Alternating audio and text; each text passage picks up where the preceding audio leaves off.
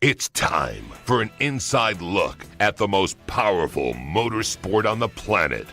WFO Radio, NHRA Nitro. It's the most exciting sport on earth as far as I'm concerned. Take a walk through the Nitro pits as we go one-on-one with the stars of drag racing. Hi, I'm Courtney Forrest. I'm Tony Schumacher. Hey, you're with Matt Hagan. This is Ron Capps, Matt Hagan's personal friend. You're on WFO. Featuring the NHRA's Alan Reinhart. Our events are truly an experience. They're not just a spectator event. They are an experience. So get in, sit down, and hold on with host Joe Castello as he goes WFO. Thanks, brother. Always love being on WFO, baby. Nobody brings it to you better than you, brother. Now crank it up. It's time to go WFO. Here's your host, Joe Castello. What's up, everybody? Welcome back to WFO Radio, NHRA Nitro. I'm Joe Castello, and we have more champions. That's right, the Parade of Champions continues. I know you're all getting ready for the Performance Racing Industry Trade Show in Indianapolis, Indiana. Many of you are on your way there, as am I, and we're all going to hang out for one final time here in 2018. I know many of you listeners are not performance racing industry folks, and you're thinking to yourself, well, I can't go to that show. And yes, it's true, but I will be doing some content and social media from there, and we're going to catch up with everybody who is going to be there, and you'll be able to watch it all on Performance TV come January. So do not worry. We're going to have a whole lot of fun. Now, on this show, we're going to go back into it with the champions, and I actually have a plan that I have been executing with a Mellow Yellow champ, a Lucas Oil champ in each show. No different here. J.R. Todd, Mellow Yellow Funny Car World Champ, going to be on the show. Full debrief with J.R. The win, the season, the after season, the after party, his thoughts about what went down, the Margarita, all of that will be discussed on this edition of WFO Radio NHRA Nitro. J.R. has his own podcast. He's coming on our podcast, and really, we are growing the audience of podcast listeners within the NHRA community. So that is very, very big. Maybe we've got some JR, Nomex Effect, Sean Langdon fans checking out WFO for the very first time because JR is on. That is great. You'll love it inside the sport of NHRA drag racing. Also on the show, E3 Spark Plugs Pro Modified World Champion Mike Janis. Janis came on at the start of the season, right before the Gator Nationals. He was ready to go. He said he was going to have a great year coming in off that Arabian Championship, and he did. He won the title. He got the job done. Mike Janis going to be on the show. And in the Lucas Oil series, so we got a Mellow Yellow series, we got an E3 Spark Plugs Pro Modified series, and we've got a Lucas Oil series champ, Justin Lamb. 5 championships in just a couple of years. Pretty amazing. Has won 4 in the last 3 years. Doubled up last year in Super Stock and Stock. This year, Super Stock and second in Stock. We'll be talking about that Super Stock World Championship. We'll touch on the Stock Eliminator second place points finish with Justin Lamb here on the show. And then at the tail end of the show, my time, we'll delve into something very interesting, probably and possibly having to do with PRI, because a couple of our great sponsors are going to be out there doing some very interesting things. And if you're going to be at the show, I want you to swing by. Like Hangstafers, Metalworking Lubricants, Hangstafers Laboratories, booth number 57. Write it down, 57. Swing by. Tommy Johnson's going to be there. Antron Brown's going to be there. Matt and Zach Sackman's going to be there. They've got dragster simulators. You can get in the dragster and hit the tree.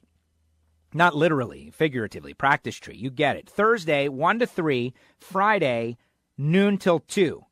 When the drivers and folks are going to be by there, definitely swing by booth number 57, Hangstafers Laboratories and Hangstafers Metalworking Lubricants, and I'm going to pass by there as well in my travels and say what's up, and be sure to shout out WFO to everybody there. Also, motorsportsguys.com, formerly the Amelie store. Now they have everything, and Terry McMillan is going to be in the Motor State booth. Cameron is going to be in the Race Quip booth. How cool is that? But they've got Amelie Motor Oil, they've got Wolf's Head Lubricants, they've got Molly Filters, All-Star Performance, and Motor State Distributing, along with Lane Automotive, all teaming up with Terry McMillan and motorsportsguys.com to bring you a website where you can get just about everything. They've got K&N air filters, but most importantly, Amelie Motor Oil, 70 weight, 2050, 1030, 520. They got filters, they got everything. And remember, you can still get that Vegas Win Tribute hat. Pro Racing Oil, where Pro stands for Professional Racing Oil. Amelie, better than it has to be since 1903. They're going to be doing it out there at PRI. Plus, Performance copper head gaskets from Hussey Performance, booth number 4526. Are you writing this down? You need to be writing this all down, all this information. I will be mentioning it throughout the show in between our great guests. But booth number 4526, Hussey Performance, the best and most quality copper head gaskets in the business. Just ask Sean Bellemere, who was running them all year en route to his Top Alcohol Funny Cart World Championship. But we have other great sponsors as well as the holidays approach. CatSpotLitter.com. They've got Magic Dry. They've got Cat Spot. If you have a cat, it's a no-brainer. If you've got a shop, Magic Dry is for you. Bottom line, it's biodegradable. It's all natural. It soaks up oil. That's what you need. It also, well, CatSpotLitter.com. The name says it all. Rodax, CoffeeAndGrills.com. Marvin Rodak. This is the best one for me because I need gifts for my close friends and cohorts and compatriots and all of my great close people. Rodax, CoffeeAndGrills.com is what they're going to get, but don't tell them. A pound of coffee, a container of spice rub, a bottle of hot sauce goes out to them. The whole experience is tremendous. Give Marvin a call. Rodax, CoffeeAndGrills.com. Hit the website. It's just such a great way to go shopping. Super easy. Frank Hawley's Drag Racing School. If you've got a friend who's like the best friend you've ever got, you want to get them a great gift or a client that's just over the top, and you want to send them on an experience that they're going to love for the rest of their life, the Dragster Adventure at frankhawley.com. Check them out. Tell them you heard about it on WFO Radio. That is the truth with all of our WFO Radio sponsors, like samtech.edu, the School of Automotive Machinists and Technology, expanding that factory stock showdown schedule to 8 races in 2019. Can you believe 2019 is just weeks away? Samtech.edu, blockhead CNC programs. I know they're going to be set up out there at PRI, trying to recruit the next generation of CNC machinists and engine builders. If you are thinking about that as a WFO Radio podcast listener, give them a call at Samtech. Tell them you heard about it on WFO and get going, because they've got a great program there, and we do need the next generation of engine builders and CNC machinists. It's a very patriotic thing to do. Those are the kind of jobs that are going to go a long way here in the good old U.S. of A. AerospaceComponents.com, brakes, vacuum pumps, shifters, all kinds of great stuff. The titanium wave brake rotor pedal sets for Mustangs. If it's made out of billet and it needs to be perfect and beautiful, Aerospace Components is the place. Check him out. Kim Cussy is going to be out there walking the floor at PRI. Looking forward to seeing Kim and everybody out there. We are going to have ourselves a great time. Those are the people that make it all possible, including audible.com/WFO Nitro. Start your 30-day free trial.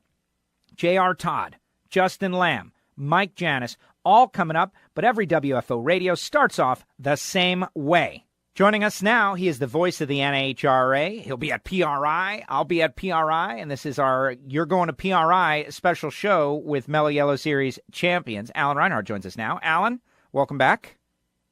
Hey, Joe, great to be back. Really, really looking forward to leaving 75-degree Arizona and going to 25-degree Indy. Can't wait. Yeah, it's that time of the year where the cold weather dwellers get annoyed at us for being annoyed by the cold weather because they all love it so much. But me coming from sunny South Florida, you coming from Arizona, going up to, I hear the highs are going to be 36 degrees or so.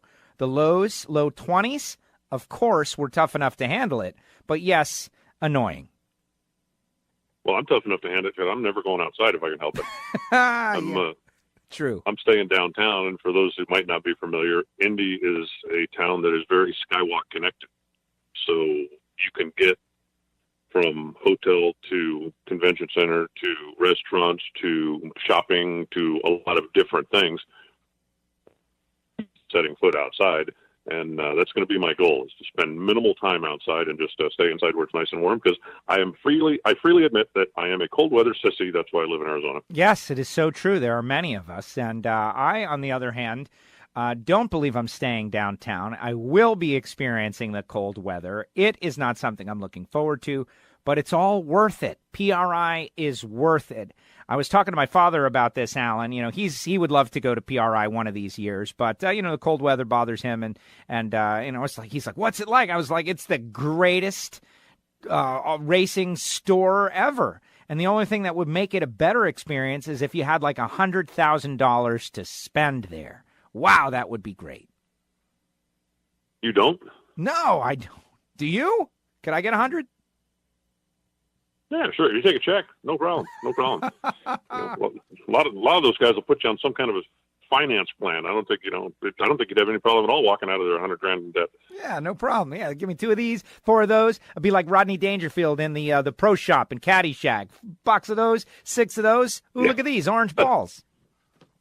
Yeah, we also should probably mention once again for your casual listeners that PRI is a trade event. It's not open to the public. It's not something you can buy a ticket for. You have to be in the industry in some way. If you own a speed shop or own a race team or have some kind of involvement, then that's how you go about getting a pass to come into the PRI show. But it's not something that just somebody can walk in off the street and buy a ticket for. So don't be planning to throw everything in the car and head to Indy because you want to buy a ticket to PRI. That's not how it works. It is industry only. They're turning the car around right now, Alan. You've ruined it. Now they're headed back home. Well, I wouldn't want them to drive all the way to Indy just to find that out. And by the way, you should stay downtown. It just makes sense. Well, it does make sense, and I'm definitely going to put in an informative suggestion into the folks that book my room for the reason I am there. Yes, definitely. It is. I have stayed downtown, and I've experienced the catwalks, and they are great, but not this year, I don't think. So I'm holding out hope, though. Are you going to have a rental car? I will not have a rental car, but the folks that I'm with, I'm going for the performance TV show on Velocity Network with Masters Entertainment, and so they get a car, and I ride with them to the event. Okay. Yeah, exactly. And it's last year was not bad. But a brief walk through the catwalks is definitely something that should be recommended for the future.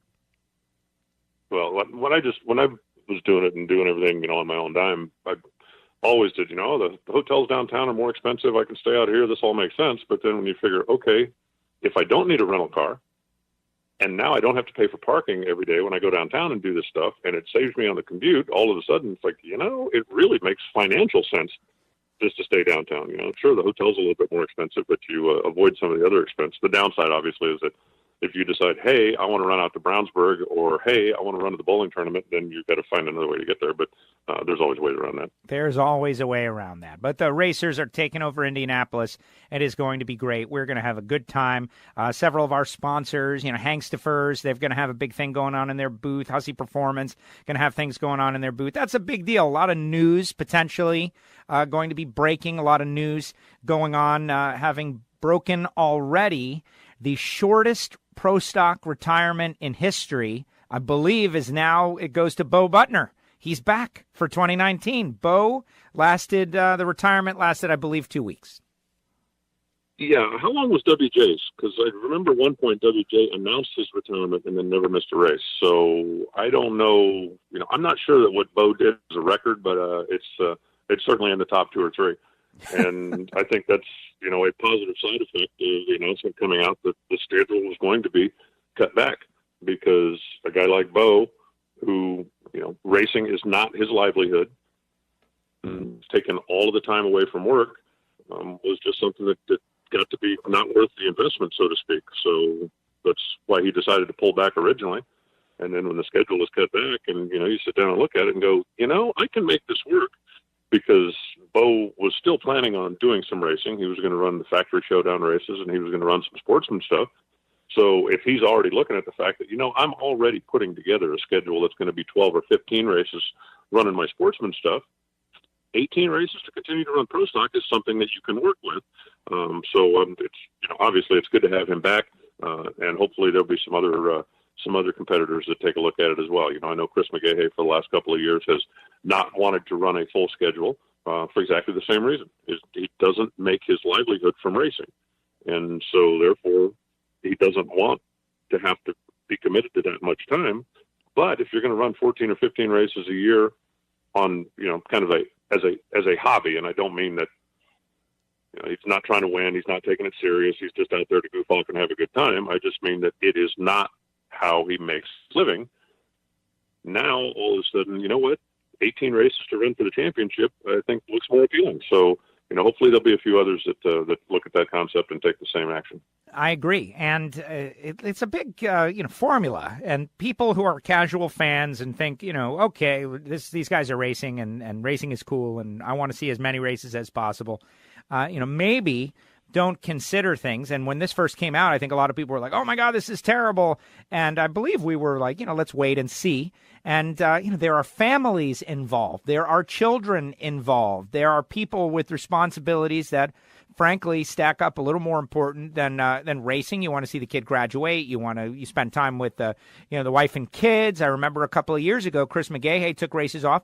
Where did they go? They went to Disney World. They did things with their children and things that have to happen. So maybe cutting these 6 races out, and now we know which 6 races they are. It's pretty much front-loaded, and also in the South, which is kind of interesting, Houston and Atlanta and such.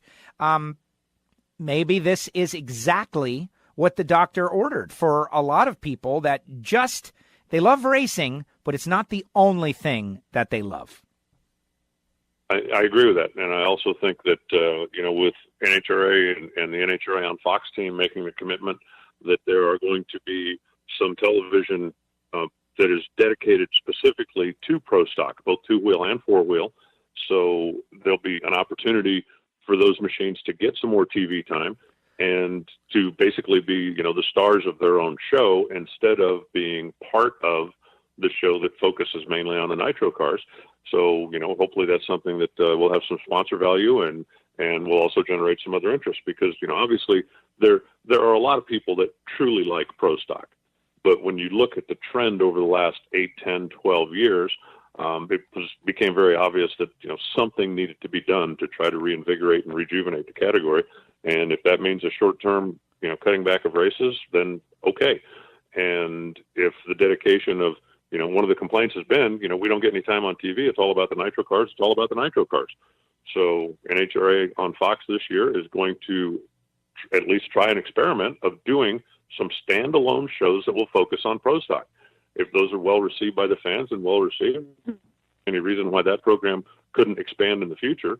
But I think the fact that, NHRA and the teams are working together, they're trying to do something to help the category. It, started back in 1970 and I'm not ready for it to go away yet. So, sometimes you need a little surgery to fix the overall problem. And hopefully the changes that have been made now will be a good long-term plan. And, we won't know that until a few years go by. Absolutely. And, I wish, of course, the competition department listened to WFO podcast every week, I'm sure, Alan, part of their lunch meetings or something. And they're probably writing down notes of what we say right at this moment. And if they are, I would hope they would continue to tinker, continue to work on coming up with things. Like fans are always talking about the look of the cars, and they want them to look a little more like the cars that we see. Of course, we'd love to see a Ford out there or various manufacturers. I think they are aware of all of these things. And hey, just because we did mention it, I don't know if I've said it on the air, but the first 4 races of the year, Pomona, Phoenix, Gainesville, Las Vegas, will have Pro Stock. Then Pro Stock will take 3 races off. Houston, Charlotte 1, and Atlanta will not have Pro Stock. Richmond and Chicago will have Pro Stock. Topeka will not have Pro Stock. Bristol will not have Pro Stock. Epping will not have Pro Stock. And then all the races from Denver on, including the whole Western Swing, Brainerd, and Indy, plus the Countdown, will have Pro Stock. So there's really 3 races. They are in the South, Houston, Charlotte, and Atlanta, that will not have Pro Stock. And after that, most races will have Pro Stock. I think that is a decent compromise. Yes, if you go to Atlanta or Charlotte or Houston, specifically for Pro Stock, it's got to be a bummer for Erica, her home race, losing Pro Stock. But the whole second half of the season is full-on Pro Stock. Yeah, and I also think that, NHRA is going to be closely monitoring fan reaction. If we get to Atlanta, just to pick a name out of the hat, and they have a large following of fans that are, upset about not having Pro Stock on it, then perhaps going forward, they'll make an adjustment in the schedule next year. Perhaps some of these races will rotate from time to time. So maybe you'll see Pro Stock one year, you won't see it the next year. I don't know, but I think all of those ideas are on the table right now. And, NHRA certainly is going to be very closely monitoring the situation to see, what is the feedback from the fans? Does generate some more competitors to come out and want to race. Does, the new TV thing help with that? So I think at this point, everything is on the table, but they've certainly shown their willingness to make some changes when needed and to work with the teams to try to make it better. So we'll just have to wait and see. Absolutely. Some other interesting things. Samtech Factory Stock Showdown schedule has been increased by one race. We'll have Brian Massengill from Samtech on to talk about that. I think that is, what the doctor ordered. They're managing the growth of the category, which is good. It shows you we got different things going on. With Pro Stock, we're trying to kind of figure out what the right combination is. With Samtech Factory Stock Showdown, everybody is interested. Everybody seems to love the cars. They want more, but you don't want to grow too quickly. You want to keep everybody interested and involved and able to participate. There were a couple of times after the championship had already not had been decided, but when most people had fallen by the wayside after the championship, some racers decided to go elsewhere to try to run. So they're constantly monitoring and trying to grow responsibly with Samtech. Yeah, and those cars, they run with a couple of different organizations under the same rules package as NHRA, so I think that's great as well. If you and I put together the WFO Factory Showdown car, and we're not quite ready to go race at Indy yet, but there are places that we can go to test, to tune, to share information with some of the other competitors and to see where we stack up. And I think that's a good thing as well. I think when the NHRA named competitors will go to another one of the events, it's certainly good for them. And there's I don't want to say training ground because that's not what it is, but there are other places besides NHRA that you can race these cars. So if you make the investment to put one of these things together, you're not locked into what the thing I can do is run it 10 times a year at the NHRA races. There are other places that you can go and run it. Same rules, same idea, same heads up. And that's what the class is all about. So I think that's a good thing. And I also think that the NHRA and some of the other bodies that run the cars need to kind of work schedules together, because there's no point in going head to head. We're not in competition with them. They're not in competition with us. Let's try to help each other and not. Exactly. No, we can avoid that. Absolutely. Totally agree.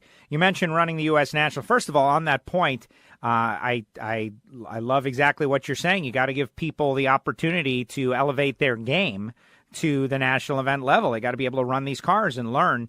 And there's something to be said there for being able to, run your car as often as you can and prepare for going up against the best in the business, which is at the NHRA level. Speaking of the U.S. Nationals, maybe touched on it a little bit a week or two ago. It has now been released. First time ever. Top dragster, top sportsman at the Chevrolet Performance U.S. National. So, that's kind of cool for those categories. It is. One of the things that I don't know if fear is the right word, but what do you think the bump's going to be in top dragster? 620. I hope it doesn't end up being a 610 index race. One of the real appeals of the category is, the fast cars chasing down the slower cars, even though, slower is certainly a relative term when you're talking about, 6-second bump spots throughout pretty much all the divisions these days.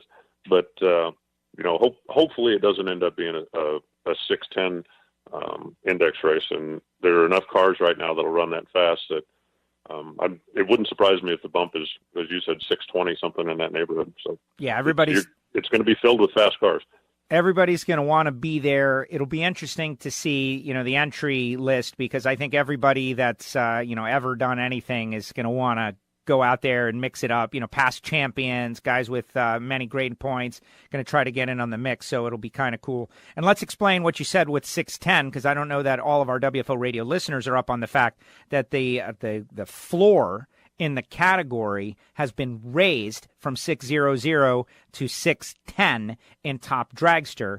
That is an important note for folks. Why do such a thing, Alan? Well, the reason is because there is a huge difference in rules from a safety package from a 6-second car to a 5-second car. As you go quicker and faster in NHRA, you are required more and more safety equipment. As you go quicker, you need, more of a roll cage or more of a fire suit or a different license or different restraints for the driver or whatever, because obviously as the speed increases, the potential for mishap increases as well. And so you need more safety equipment. A number of the cars that were running 6.0 didn't have the certification to run in the 5s, or didn't have the license to run in the 5s, or didn't have the safety equipment that's needed to run in the 5s when you cross that threshold. And it's always been treated as, if you run 598 or 599, okay, that's a breakout. And, if you could run 599 and win the race and come back and, okay, now, try to keep it on the 6-second side of the fence. But the reality of the situation is, once your car has run 599, you now need all that safety equipment. You need that new license. You need everything before you should be allowed back on track. And I think that everybody just looked at it and said, we can see what's going to happen here. At some point, somebody in one of these really fast cars is going to have a problem. And then the question is going to be asked, why was he or she allowed to run if he didn't have a license, didn't have the right safety equipment, didn't have the right stuff, when you knew that car was capable of running in the 5s because it already did it? And so instead of basically telling everybody in the class that you've got to change everything, you've got to upgrade, you've got to get your license, you've got to get a different chassis certification, you have to go through all this stuff, it was easier just to move back to a 610. Now, if you break out, if you run 608 or 609, okay, you broke out, but you haven't crossed a performance threshold that requires more stringent safety equipment. Now, if you're dialed in on a 610, or if you're qualifying on a 610 and your car runs 599, as I understand it, you're going to be disqualified from the event until you have the certification for the chassis, you have your license upgrade, you have your stuff, because you shouldn't break out by more than a tenth, no matter the circumstance. And I think all of the drivers going in are going to understand that. No, I agree. It makes sense. That's one of those things where as soon as you explain it to the fans out there, like, oh, okay. And it was always a little weird. You can't run in the 5s in qualifying. That run is thrown out. But if you run in the 5s in eliminations and you win on a breakout or something, it's okay. This kind of cleans up all of that stuff. I think that is a good move. It's a tenth of a second down there. We got a floor already, so I am cool with that. All right, some news. Well, I think most people. Go ahead. I'm sorry, Joe. I think most people also, if you go out bracket racing at your local track, okay, you go out on the weekends, you're working on your car, you're doing this, you're doing that, you're making it faster. Okay, my goal is to break into the 9s. I just want to run in the 9s. And as soon as you go out there and the car runs 998, the first thing happens is tech inspector comes over and goes, look, Joe, you're going to need to add to your roll cage. You're going to need to upgrade your belts. You're going to need to get, different jacket, different stuff, because as your car goes faster, the potential for a problem becomes greater. And that's why the rules are in place. And at least at my local racetrack, you're going to have to make those changes before they'll allow you back on the racetrack. You can't go out there and go, okay, well, I promise I'll set it off early and only run 10s, because you've proven the capability of the car at this point, and now you need to upgrade the safety. And if something were to happen, the first thing would be, why was they allowed to run that car when you knew they didn't have the safety equipment required to do that? And so that's, kind of what opened this whole can of worms. Yes, makes perfect sense. All right, other news. Liberty Racing, Angel, not coming back with Liberty.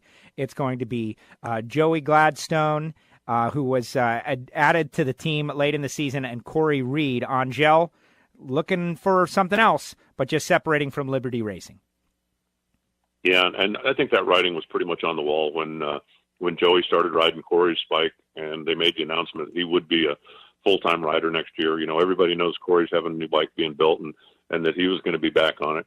And I think most people just didn't see the team expanding to 3, and Angel ended up being the odd person out. So it'll be interesting to see where she lands and what she can put together. Obviously she's got the ability to ride one of those things, as we've seen over the years. She certainly still has the desire to do it. It's just going to be a matter of whether or not the sponsorship package can be put into place that makes sense, whether it's for her to join another team or to be hired by another team, or however that's going to work out.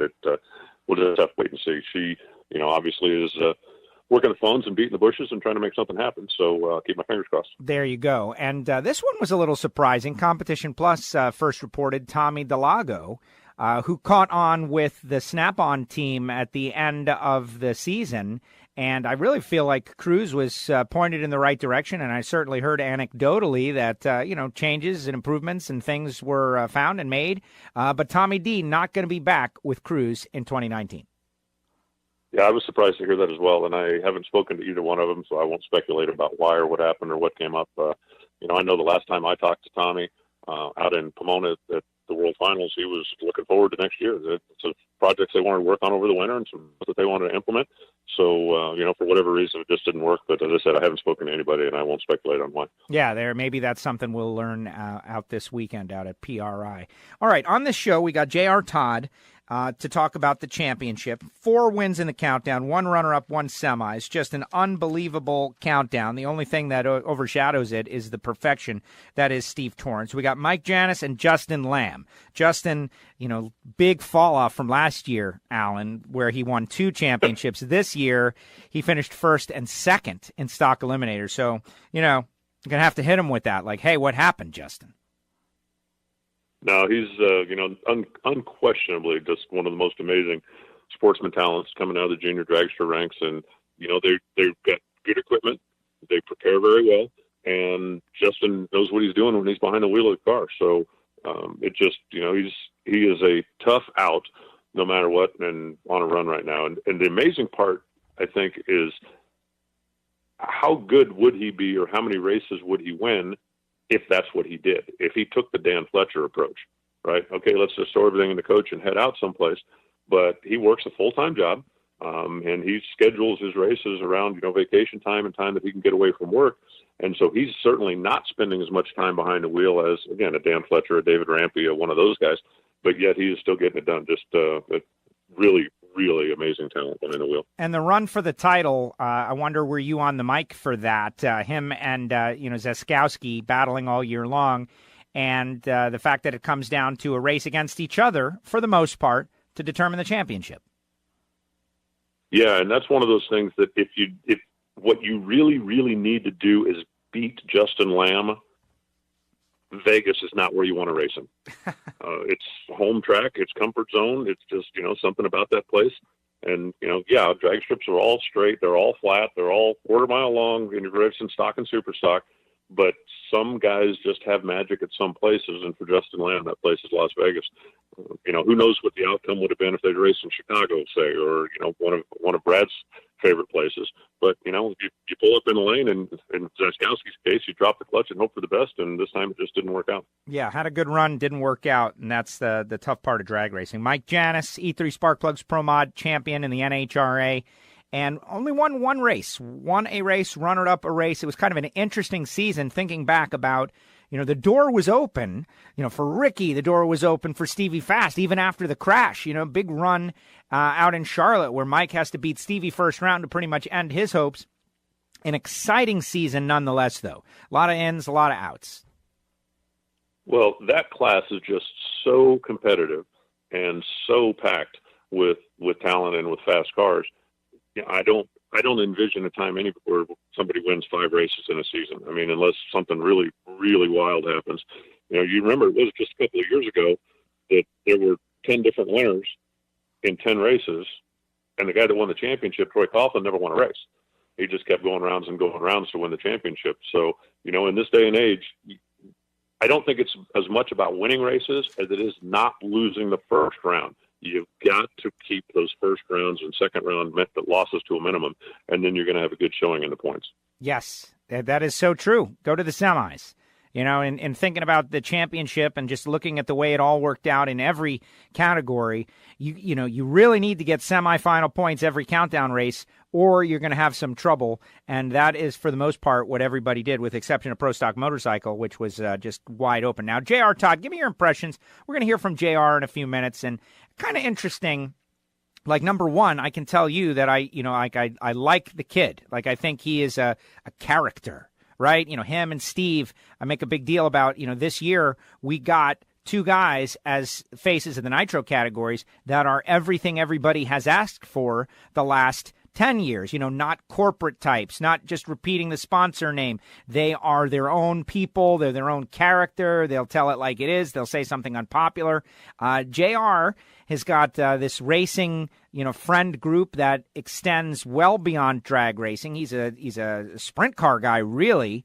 Hangs out with Kyle Larson, hangs out with Christopher Bell. He's out at the short tracks. He is a drag racer, and I think because of that kind of cross-pollination, he's going to be very good as a champion in the Mellow Yellow Series. Like the media opportunities and the conversation, he is a racer, a racer's racer. I agree with that 100%. I think, and really even more so over the past 3 or 4 years, he's kind of, I don't want to say come out of his shell, but he used to be a little bit on the camera shy side and wasn't quite as outgoing as he is these days. And I think that's great. You know what? If you're going to drive a 300-mile-an-hour car, I don't think you should be shy about it. And, his connections, you mentioned, in other forms of racing and obviously Team Toyota, they follow each other from one end of the spectrum to the other, from midget cars to NASCAR to funny cars. And he certainly is a big part of that team right now. So, good on him. And for Steve Torrance, what you said, not a corporate guy, a guy that can speak his own mind and doesn't have to worry about annoying a sponsor or getting into any kind of political hot water, although he has a couple of times said something that maybe was ill-advised, and he's also always been very quick to come back and say, I made a mistake.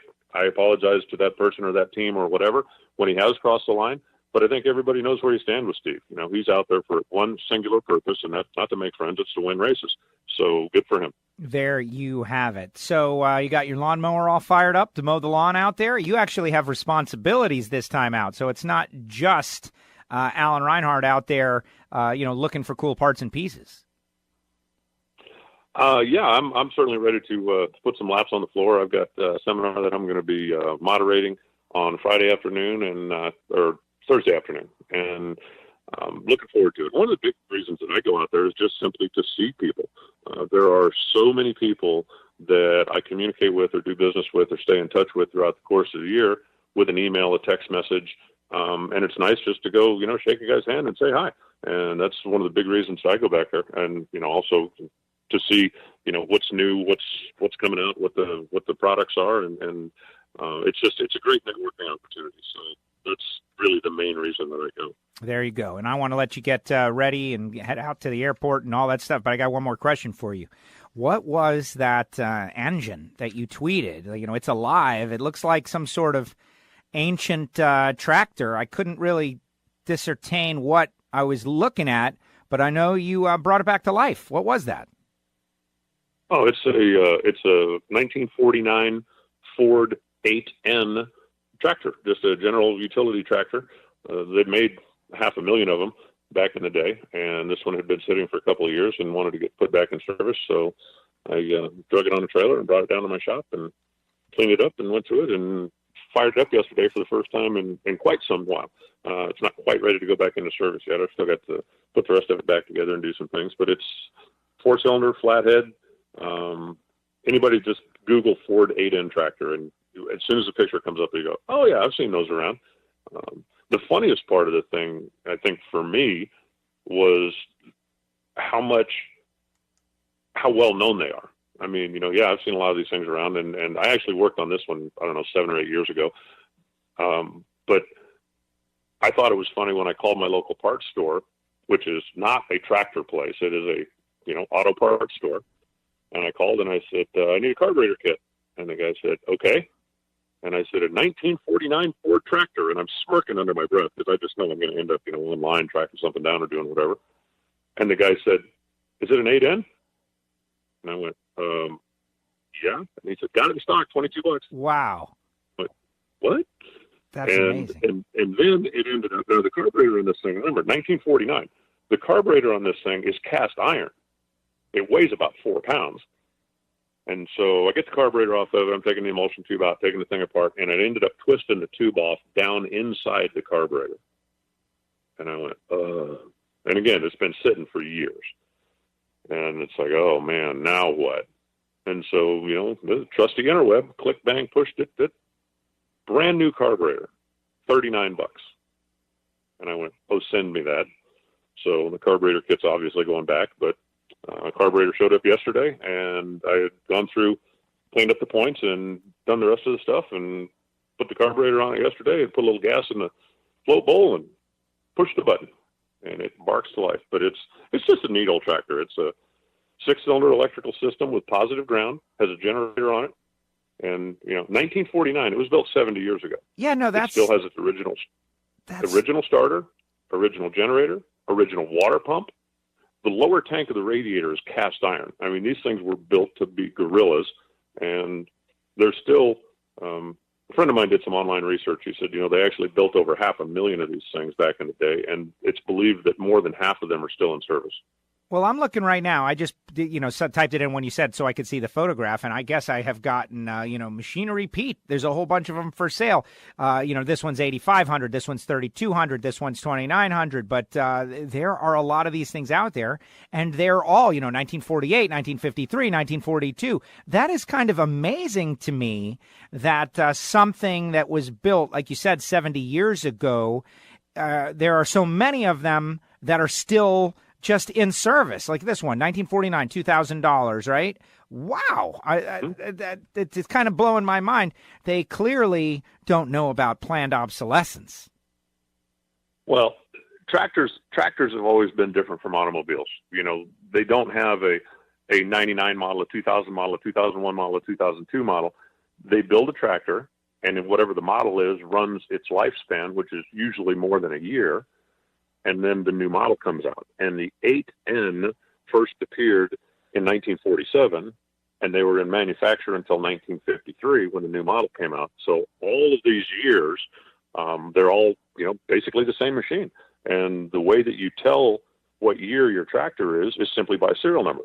If you look it up, and it's like, okay, serial number 1 to serial number 10,423, that's a 47. If you got serial number 10,424 up to whatever, that's a 48. And then, but there wasn't a demarcation line between year to year to year. It's just on January 1st, they went, okay, what's the next tractor coming off the line? Okay, that's a 49 model. That's a 50 model. But again, there's a bunch of them out there. Parts availability for them is still obviously very strong. And like I said, I cleaned up the points and put some gas in this thing and pushed the button, and it fired right up. So wow, it's going to be back in service soon. That is awesome. That is great stuff. Alan, excellent work. Great job as usual. And right there, folks, that's exactly why you got to listen to the Alan Reinhart segment at the start of each and every WFO radio. Mostly drag racing, but you never know exactly where it's going to go. I know there's a cult of tractor out there, man. There's a lot of people that are heavy duty into the whole tractor culture, like chasing them down. Brian Loans knows a whole lot about tractors. I know nothing about tractors, being from Beachland, but it is kind of cool to see that these things are out there and they're still being used. It's kind of amazing how many people have come by the shop since the thing's been there. And it's like, oh, hey, my grandfather had one of those, or I used to ride around on one of those with my dad when I was a kid, or this or that. And one of the first questions a lot of guys ask me when I tell them I've got an 8N, they say, does it have the Sherman transmission? And no, mine does not have the Sherman transmission. But so they weren't, I guess, all exactly the same. But it's just, and again, back in the day, there were a lot of different implements you could put on a thing. You could use it, for dragging, for grading, for, ripping, for plowing, for whatever. And it was just a very versatile, very adjustable little machine that is still in service 70 years later. Awesome stuff. All right, Alan, great job as usual. I will see you out there at PRI, Indianapolis, Indiana. All kinds of great stuff happening. I know there's going to be a bunch of breaking news and announcements and things that are coming down the pike. I am looking forward to it. Good luck with your presentation, roundtable discussion, the future of racing 10 years out. That is very interesting to me, and I'm definitely going to want to debrief. Good luck. Have fun. I'll see you there. Okay, Joe, thanks. You travel safe, and I'll see you in Indy. There he goes, the voice of the NHRA, Alan Reinhart, joins us each week right here at the start of WFO Radio, the podcast. And hopefully you have written a review and gone on iTunes and Apple Podcasts and written a review for both our WFO Radio app and the podcast in general. 5 stars, 10 stars. Do they even allow 10 stars? All right, we got J.R. Todd coming up next. Right now, I want to tell you about Hangstifer's Metalworking Lubricants and Hangstifer's Laboratories. They do stuff for the performance racing industry, aerospace, medical. If you've got a factory, a shop, an engine shop, if you're using machines to cut metal, we've narrowed it down, right? They're going to be out there at PRI, booth number 57, the 6th, 7th, and 8th, but out there on Thursday the 6th from 1 to 3 p.m. Tommy Johnson Jr., Antron Brown, the drag racing simulators, Matt and Zach Sackman. Everyone's going to be there. It's going to be great. That's when you should swing by from 1 to 3 on Thursday, or Friday from noon till 2 on December 7th, Friday, December 7th, a date that will live in infamy. Booth number 57 out at PRI. Stop by, swing by the Hangstifer's booth. Tell them you heard about it on WFO, or just say, WFO. Bill and Mike going to be out there. Everyone's going to be out there. I'm definitely going to pass by. You can go by and speak with one of their fluid specialists to talk about quality and performance and how to make your job in the shop happen more efficiently. That's exactly what they're doing out there at PRI. Booth number 57, it's Hangstifer's Metalworking Lubricants. When we come back, J.R. Todd going to be on with us here on WFO Radio. This is WFO Radio.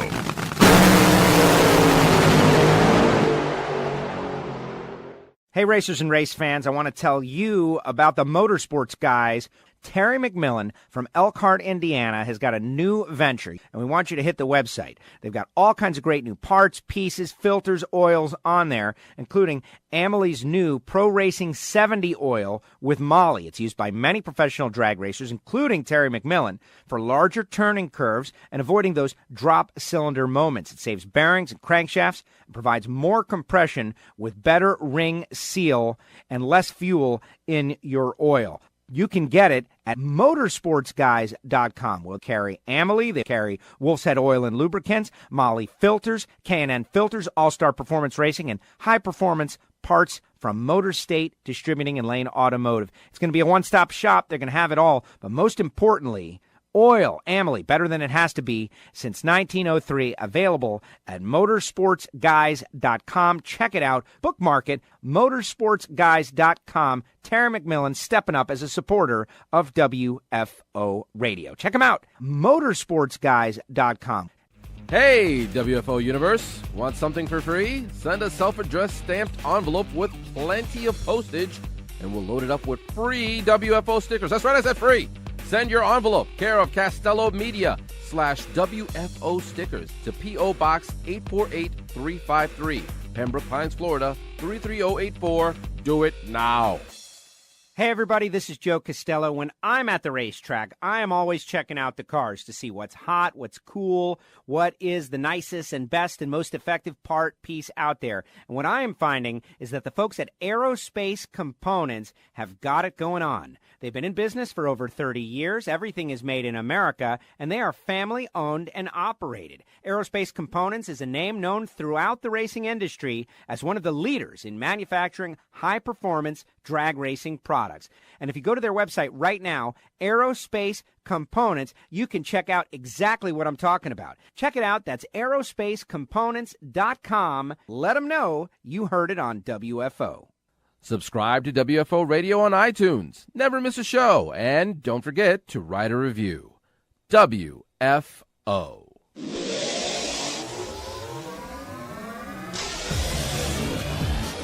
Now back to WFO Radio, NHRA Nitro.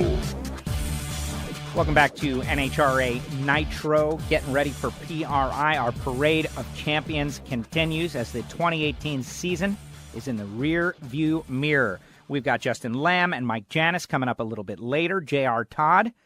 Coletta Motorsports just moments away, but right now I want to tell you about Hussey Performance. If you make big power, Hussey Performance specializes in quality copper gaskets to your exact specifications. Any bore, any size, any thickness, from 500 cubic inch nitro burning Hemis to turbocharged Pro Mods to Honda engines to tractor pull engines.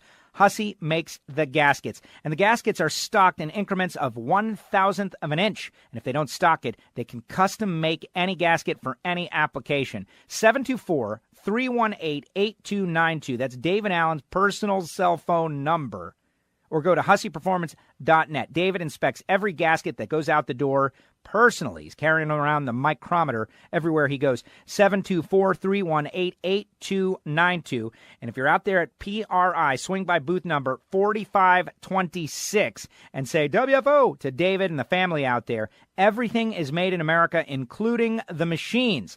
And if you've got something that's just bizarre, they can make a gasket for it. And that is what is cool. It doesn't take a long time either, typically less than a week. And next day shipping is also available. 724-318-8292, even if you're calling David from the floor of the show to find out where is the Hussey booth. Number 4526, just look up. That's where all the numbers are. husseyperformance.net. All right, here we go. The 2018 Mellow Yellow Funny Car Champion joins us now. We're going to talk about the season. We're going to talk about the championship. He joins us now, J.R. Todd. J.R., welcome back. Congratulations. Thanks a lot, Joe. It's good to be back on. So, okay, how's your life changed? You're a champ now compared to like 3 weeks ago. It's pretty cool, going to different places here and there and having people call you a champ. That definitely doesn't get old. So, no, it's I don't know if it's life-changing, but maybe as a drag racer, it's definitely life-changing in your career and something that you strive for as a kid when you start racing and never really know if it's going to happen in your career, but I'm glad it did, and it was almost like mission accomplished when it did happen. It really is. Well, I mean, it's a life dream, and you go out and you chase after it, and so many do. And there are little championships along the way, track championships, divisional championships. There's little point series that happen, but at the top of it, it's the Mellow Yellow Championship. And to go out and secure it the way you did, really, it was a great battle against Robert Height and others. But in the end, it was you and Robert for the title. Who is the champ? You gotta beat the man if you're gonna be the man, and you beat the man. Yeah, absolutely. That was an extremely tough battle, and I feel like that we had one of the best cars out there. We just had a little hiccup there in St. Louis, or else I feel like we definitely should have been in every final round out there. And Robert and Jimmy Prock and Chris and those guys, they're a tough team to deal with. That's for sure. And I knew as the countdown went on, like that's who we were going to have to battle. Along with guys like Tim Wilkerson. Yeah, Wilk making that furious run up from 10th and was really at his best during the countdown. And, talking about that race, you mentioned St. Louis. You've mentioned it a few times. It's on your mind because without that particular race, you had a countdown. Nothing can rival Steve's perfection, but you guys had a great countdown. I'd love to put it in historic context. I wonder if someone will do that or has done that already. But you were making, what did you make, 23 out of 24 rounds? Yeah, it's pretty incredible to look back on and see what we did, the Yellow Fellas, that DHL Toyota Camry. But then you look at what Torrance did. Like now that's what everybody's going to be shooting for, is perfection in the countdown, which is it's hard enough to win a race, and for them to go out there and sweep like they did, that's pretty incredible. But hats off to my guys as well. But they never gave up. When we were down behind Robert, I think it was almost 50-some points. Like, man, this is gonna be hard to make up because those guys they're not going to go out and struggle, and they did, and we capitalized on it. And that's what it took to pull it off. Yeah, amazing stuff. And I remember watching Dell and the Yellow Fellas come up big round after round in the countdown they won in 2015. And I know, like, Michael James and some others are on the team still, obviously Jono still on the team and can draw from that experience. But I was also a little surprised because I was kind of hanging out with a couple of your guys at the big after party, which I am going to ask you a little bit about because it was just awesome. But that were fresh. They came in after that championship, and they came in with a hunger to win the championship and make their own drag racing history. So you kind of had a mix of veterans and younger guys who were out with that hunger.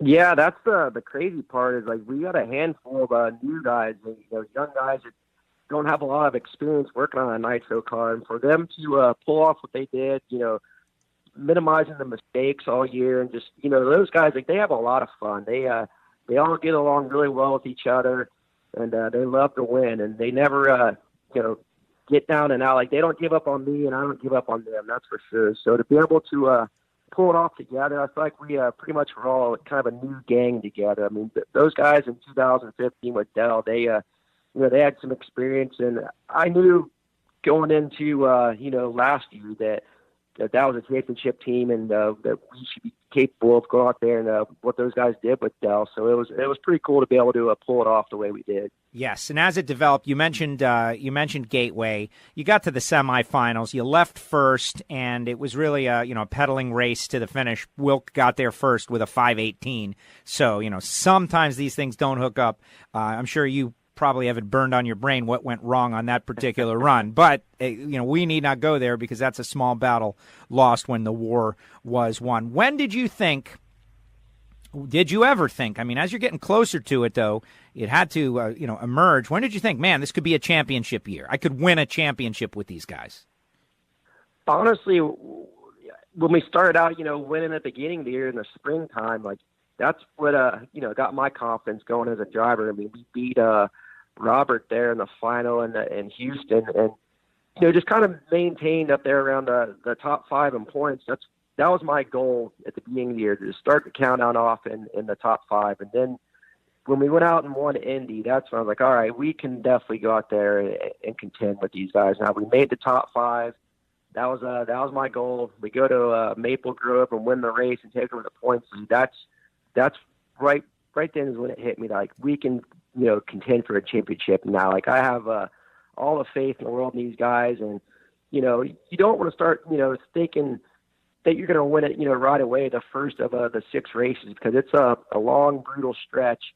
But we dug deep, and there was a back and forth battle there with Robert, and got some help from our teammate there, Sean Langan, there towards the end of the stretch. And I never really felt a lot of pressure from the outside to go out there and win and do well, because I feel like the only pressure that I feel is whatever I put on myself as a driver. But once we got to Pomona, that's when it started hitting me, like, ooh, like now it's, everything's on the line, and you start sensing a little bit of pressure, and you just got to tell yourself to not let it get to you and just have fun being in that moment. Yeah, it's easy to say that. How about doing it? I mean, that's got to be the challenge with every fan coming up and guys on the Mellow Yellow walking tour coming up to you and interrupting you and saying, hey, championship stuff. But that's part of it. You got to deal with that. Right. Yeah, absolutely. Because, early on in the countdown, you don't hear, that kind of talk from everybody. But when you're leading the points at the last race and people are starting to call you champ, I'm like, man, it's not over yet. Then asking them, well, what do you have to do to pull it off? I'm like, we just need to go out there and win the race. It'll take care of itself. But yeah, when you keep hearing it over and over and over, that's when it kind of starts wearing on you a little bit. You just got to figure out a way to deal with it and not let it get to you. Yeah, exactly. Now, I heard you say over the course of the season many times something along the lines of this: I just don't want to be the weak link, right? And I heard Jono say it, and I heard Michael James say it, and I heard everybody say it, like crew guys, everybody. It's almost, and there's another cliche, you get to be a part of the Champions Cliche Club now because it's all part of it. The fear of losing is almost more powerful than the joy of winning, and that you didn't want to let everybody down. Everybody on your team was saying the same thing. Yeah, there's definitely some truth to that, but I mean, it's funny. I just did an interview, a little bit ago, and that same question came up. It's like, are you that afraid of losing, or is it the feeling of winning that it's that much better? It's like, as a driver and as a team that you're going to lose way more than you're going to win, and wins are so hard to come by that when you do win, it's just it makes that much more special. And starting off with those guys, like, we had our struggles. It took some time to get the balance of the car right. It took some time for me to get comfortable as a driver. We had Todd Smith, who was new to working with John over there. It just took, some time for all that to gel and click at the right time. And I feel like towards the end of 2016, I was getting more comfortable behind the wheel, and 2017, and then beginning of this year, we brought out that new car around Gainesville time, and the performance came around, and things start clicking, and here we are. Yeah, and you mentioned Sean. It's funny because you guys are like, you come across as like best pals, obviously. Kind of the same thing. You know what I mean? The Coletta Funny Car Drivers, I don't want to diminish either of yours individualism, but you do a podcast together. You hang out together. You guys talk together. You're always together. And for him to take out Robert, that huge run, 392.2, first round in Vegas, and like factor in a big way. To me, that's part of this. It's a team victory in many ways. And if that had gone a different way, the whole thing could have gone differently because you would have had to run Robert in the semis and things could have swung another direction. Yeah, absolutely. That was definitely a big turning point in the countdown. And, I was extremely nervous. I think we had to race Richard Townsend first round. We need to go out there and win. Like, now the pressure's starting to hit. Like, we need to win and make up ground, and hopefully we can, get some help from Sean and those guys. And after they pulled that off, he was like, man, I was nervous before that. Like, you don't hear a guy like Sean ever say that he's nervous as a driver. He's like, I was, everything was on the line at that point. Like, I didn't want to be the guy to screw it up for you guys. But no, that was huge. And then once, they took out Robert, I still told myself, like, we need to win the race so we can gain as many points as possible and have somewhat of a cushion going into Pomona, being it was 1.5 points. And sure enough, we were able to pull it off there in Vegas, which it took some of the pressure off, I felt like, but still, with it being 1.5 points, I knew in the back of my mind, hey, anything can happen. Yes, anything can happen, and that's the whole point of it. And, I believe we announced the sellout at the Auto Club Finals. Like, it was a packed house, a lot of people out there to see these big moments. Robert rolling to the starting line on the final day. I guess you're in the water box. He's got to run Tasca. Tasca's got, Eric Lane and those guys over there. They're good. And Tasca loads up Robert. And it's over, just like that. From all the intensity and pressure and whatever you happen to be thinking about on that given day, it's all over. You're now the championship winner. But at the same time, you got to run in a minute or two. That's got to be something challenging to deal with and put out of your mind and go perform. Yeah, honestly, though, before that, just sitting there but waiting on them to run, I was once again nervous. All right, we have to win first round. Don't screw this up. And then when you see Robert go out there and smoke the tires, to me, that was instant relief to where, I didn't feel pressure after that to do whatever, just back to business like any other race. Go out there and try and win the race. But before we got the run, we're celebrating there for a minute or so. I thought it was cool that all the different, crew guys and crew chiefs and what have you that were around the starting line that, came up and, give me the thumbs up or shaking my hand. That I thought that was pretty cool. And Del Worsham, he popped under the body. He's like, hey, we've come a long way since Bakersfield and get your license, which that was kind of a struggle. So I thought that was pretty funny. And, to go out there and win the round after that, that made the celebration that much better at the end of the track because we could, go out there and try and get 2 trophies, which we did. There are so many different subjects and angles that I could go with this, and I know you got your own show, and of course people are listening to what you've been saying the past couple of weeks. 4 wins, 1 runner-up, 1 semi in the countdown. That's got to be one of the greatest countdowns ever. Certainly something we're going to keep tracking now that Steve has put perfect on the board. We'll start thinking about it in terms of that. You won the championship. I'm going to just rapid fire a couple of things like what did they say, right? In terms of, I'm sure you communicated with said person. What was their reaction? I'm going to start off with Snake, who put that extra pressure on you at the Winter Nationals this year, came in and basically challenged your manhood. It's like, you're embarrassing me, kid. You told us that story, and you went out and you delivered. The end of that same season, you bring home the trophy.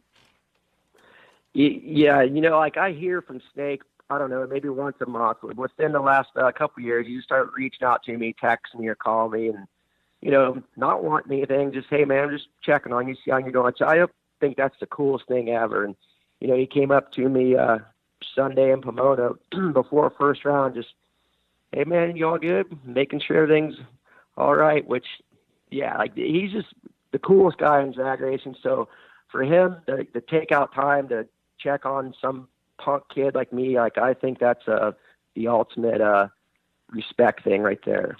Wow, great stuff. Just because I saw the moment, Ron Capps, when he came up on the stage at the end there, you're being coronated, and Capps, a 2016 champ, came up. You guys hugged, you shook hands. A lot was made of that on the internet. What was said? What did he say to you? What advice? He told me, to not let this thing be bigger than me and just stay myself, which I thought that was really cool for him. And for him to come over and say that, I guess it shows that he, likes who I am and what have you, and told me that he was proud of me, which a guy like Capps, another one of the coolest drivers out there in our sport, and, somebody that I've watched since I was, racing juniors and what have you. And to me, it's kind of surreal and, cool to be competing against guys like that. And for them to say that they're proud of you, that means a lot to me as a driver. What about Conrad Coletta? Connie's always a man of few words. I went over to him after first round, just thanked him, and he told me great job and had a big smile on his face, and that's all he needed to say. There you go. All right, what about Kyle Larson, your buddy? Yeah, he texted me, I think, right after the first round also, or later that day, because they were racing in Phoenix. But yeah, I got to see Kyle again this past weekend in St. Louis. He's racing a midget there at the Dome. So to see guys like that, and when they're tweeting at you, good job to their buddy and what have you, that's pretty cool. Well, I think about you guys, like your little crew that you hang out with, and friends that are friends of motorsports. But man, they're all great, man. They've all won a whole bunch of stuff. Christopher Bell, all those guys, they won stuff. And I think about what's a JR like hanging out with that crew? Are they like, JR, what's up? What have you won? And now, you're a champ, got 2 U.S. Nationals victories. You're absolutely at the pinnacle of your sport. I know you guys aren't thinking about that stuff, but it's just a fact. That's pretty cool. Just hopefully I can fit in with them now as much as they win. I mean, it seems like all those guys in their respected classes, win championships. My buddy Chris Wyndham, USAC Sprint Car champion, Brady Bacon. So, yeah, I hang out with those guys as much as I can, and now it's I can be able to say that I'm a champ with them. I think that's way cool. It is very cool. All right, let's talk celebration, because here's my personal story of the after party at the Auto Club Finals. I was kind of, taking time to do interviews, and we got to see each other for a moment. You were totally captured by the celebration, which was fantastic, and it is awesome. And then the after party. But then I'm standing there, and all of a sudden I hear it's late. I won't say how late I won't say how late. All of a sudden, the sound of a Nitro warm-up. What is that? And I felt like a kid, and I started to run. What is going on? And then I see this crowd, and what are they around? What's going on? It's the Margarita, the legendary Margarita mixer. A Nitro-powered Margarita mixer is on the property, and it's up, it's running, it's incredible. And just to think that your accomplishment was celebrated by that legendary Margarita mixer, that has got to be the coolest thing ever. Yeah, that's that's right up there with getting the Wally at the end of the day when Dell's like, hey, we're going to get in the Margarita. I'm like, oh man, this is the coolest thing ever, because it probably hasn't been to promote it in 10 years. So for them to bring it out there for us for winning the championship, I feel like there were so many people there that had never seen that thing before, that oh man, this is bringing back so many memories of when Dell used to have his party back in his pit area at the CSK days. And yeah, we fired it up, I don't know, 2 or 3 different times, and had some margaritas, and they were pretty tasty. Oh, they were. You know what? I got to drink from the Margarita, and it was surprisingly tasty. I was thinking to myself, man, you could market these. We could have a pop-up store or something. Absolutely. Yeah, that thing, it's for those that haven't seen it, it's pretty hard to tell them, all about without them just having to be there and experience, And the cool thing about it is it's got, different older parts that kind of mean something. I'm pretty sure the injector is one of Blaine Johnson's old injectors, and just things like that. It's got purpose and meaning to it.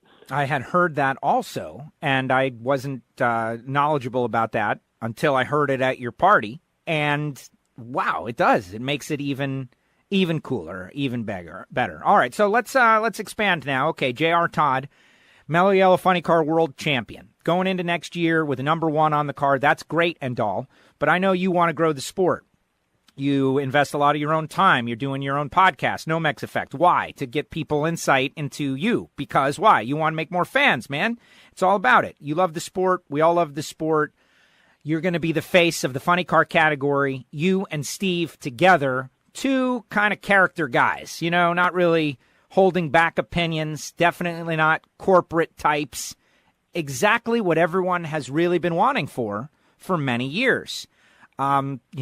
I'm interested to know if you've done any kind of big-time media, what you got planned, what you want to do with this. Many people say, like, winning the championship is just part of being the champion. You got a whole year looking ahead of you.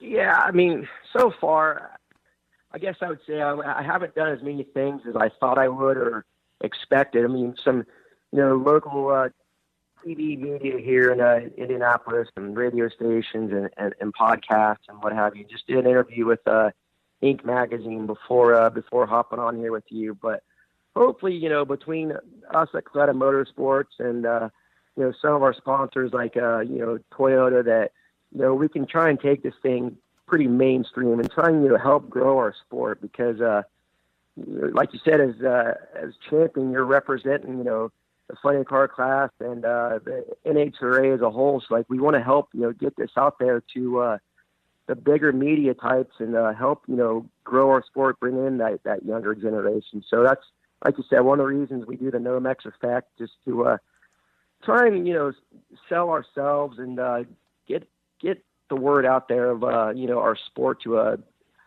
those that don't know much about it. Exactly. Inked magazine, like the tattoo magazine? No, like Incorporated magazine. Oh my God.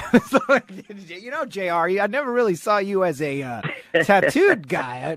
Maybe you got something I don't know about, but there it is. Okay, that makes a lot more sense to me. Thank you very much. PRI this week. What do you got planned for that? I'm sure you're going to be very busy.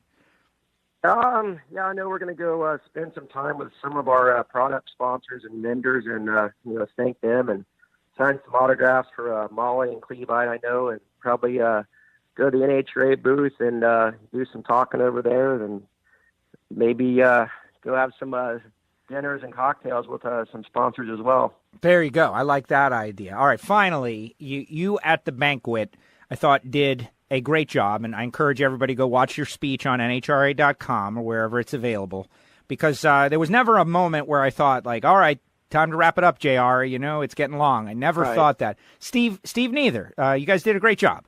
And I was genuinely interested in the story of your dad, because I have seen your dad out there on the starting line for years now. And, he's got a lollipop. He's just kind of chilling out. He's definitely a cool guy. He's got the snake factor going. He's cool. And I didn't really know his bio, though. And it was important to you to let everybody know, like, this is my dad. My dad helped me. This is what he did. Flat track motorcycle racer. So immediately that had to be a very challenging and difficult life out there, battling it out on 2 wheels on flat tracks. My goodness, that's, the word barbaric. I don't want to say that. That's not what I mean, but it's obviously very dangerous, very challenging thing. Back in the day, I don't know if he was wearing a leather cap, but I know he was wearing some very primitive safety gear.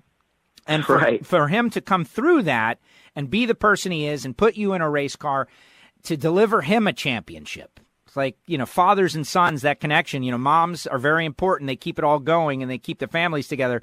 But wow, that had to be the best moment of your life. Am I right?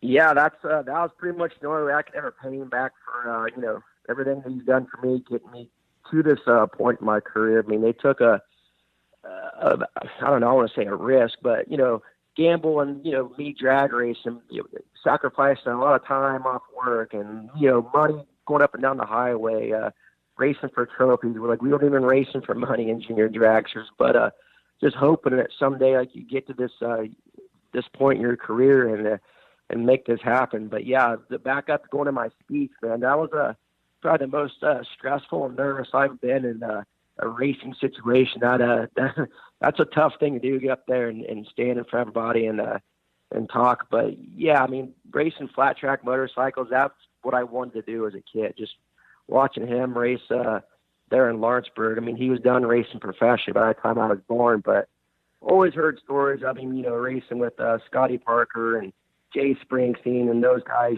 back in the day won the Camel Pro Series. And then actually getting older and going and seeing these guys at the Indy Mile and them, recognizing my dad and talking about stories from back in the day. Like, I just thought that was way cool that, he was on their level of, competition, and just kind of glad that I got steered in the direction that I am now, drag racing and not flat track motorcycle racing, because those guys are nuts for sure. They are. I'm glad you're backing up what I said. I was kind of second-guessing myself. I use the word barbaric, but you get what I mean. Dangerous, like challenging. Back in the day, it was just so different. All the motor sports were very different, and the guys that went out there and did it, the courage was maybe the first thing you had to have. Yeah, absolutely. Yeah, I mean, that's the whole reason that I never got started in racing flat track, because I wasn't allowed because of, injuries that he had in the past with, broken legs and things like that. And like, he was afraid to ever let me, ride my dirt bike as a kid, and same with my mom. So they just kind of steered me away from that path of, racing two wheels. And it was kind of perfect timing when NHRA formed the Junior Drag Racing League. Wow, that's a great way to tie it together. So true. Garlitz was at the awards banquet as well, winning a Lifetime Achievement Award, and, has in the past talked about the gentlemanly nature of drag racing, in that you're never really trying to, run your opponent off the track or occupy his space like you do in some other forms of racing. Yeah, I mean, exactly. That's where I catch flack from, some of my dirt track buddies and what have you. Like, well, you just go in a straight line. But, it's just it takes a different mindset in drag racing. I mean, I don't feel like a lot of people don't understand, like, how mentally prepared you got to be to, strap in that thing and then go up there and be as focused as you are on getting a good reaction time and keeping it stuck in a narrow groove. And when you win at the end of the day on Sunday, like, you're mentally exhausted by that point, where I don't know if I'm sure, different forms of racing just takes that, special focus as well. But I just feel like drag racing gets underrated in that aspect. In many aspects, many different aspects. And it is a shame, but we got you and we got Steve and we got some others out there who are going to be doing their best for all of 2019 to explain that to the folks out there. And you got to keep pushing. I'm happy you're the champ, JR. I think you're going to do a great job with that aspect of it. All right, PRI this week. What about, like, a JR Todd vacation, getaway? You doing any of that, or are you going to just stay home in Indiana and freeze? I mean, enjoy. It's funny that you mentioned that. I just booked my flight today. I'm going to West Palm area for New Year's. So definitely getting out of Indy for the wintertime New Year's celebration. Go down there where it's warm and there's a beachfront and some palm trees. So I'm looking forward to that. And there's a possibility maybe going over to the Middle East and seeing some buddies over there that I raced with back in the day, the Pro Mod deal. So we'll see. Wow, very cool. Yeah, they keep going. West Palm, of course, that's like an hour north of me, and we will be warm and ready for you when you decide to come. Sunny South Florida is definitely, watch, we have a cold spat when you come out, but it's not my fault. And the Middle East, that's... Don't blame me. Yeah, right. I'll blame you for bringing it south. But no, that's awesome, man. That's cool that you're going to be doing that. Listen, I appreciate a whole year of interviews. I want to thank you for that. You've always been a great to come on the show whenever we ask. And, of course, you had a great successful season. And this is just the beginning, I think. I'm really looking at it as the starting point. I know you've been around a long time, but great stuff yet to come. Thank you for coming on WFO Radio. Thank you for this Champions Debrief. Absolutely, man. Glad to be on, and thanks for having me on. I mean, I'm more than willing to do this as much as possible. Like I said, to help get our sport to the level where I think it needs to be, and that's going to be the goal for next year, and hopefully repeat as champion again. Well, okay, now you brought that up. I got to ask you. You're not the only one. It's crazy. Here's my experience, my personal experience. Speaking with, like, Steve's team and everything, and the other teams, even, Tanner, not that he'll have the opportunity to go back to back because he's got another opportunity coming up. Your guys were immediate about talking about back to back. And I think that's interesting. I think that tells me something. I don't know exactly what, but the hunger is intense with the yellow fellas. They don't just want to be a champion. They want to leave a permanent mark on this sport. Yeah, absolutely. I mean, you can't go out there and give up after you give one. I mean, that's the competitive nature, and me as a driver and those yellow fellas, they want to win as much as possible and prove to everybody out there that we're the best. So that's definitely the mission at hand with that number one on the side, is to keep it there for as long as possible. That is great stuff for you to do this, and Scott's car have such great success over the years, and keep everybody over there who's really racing for the passion of it happy. That's good stuff. JR, thank you very much. Have a great day. I appreciate you coming on WFO Radio. Absolutely. Thanks a lot, Joe. Thanks, JR. JR Todd with us here on WFO Radio. How cool is that? JR, Alan said it, he kind of was in his shell. I don't know if that's exactly it, but he's got a really good, strong personality that I think now that he is champion, it will come out a lot more because he wants to. Here's something, I'll give you a little behind the scenes. Sean and JR really enjoy doing interviews on the top end with me or with Amanda. They enjoy that side of the sport, but it's got to be pertinent. And now, he's a champion, and there's going to be a lot more JR Todd in 2019. 2019 NHRA now with more JR Todd.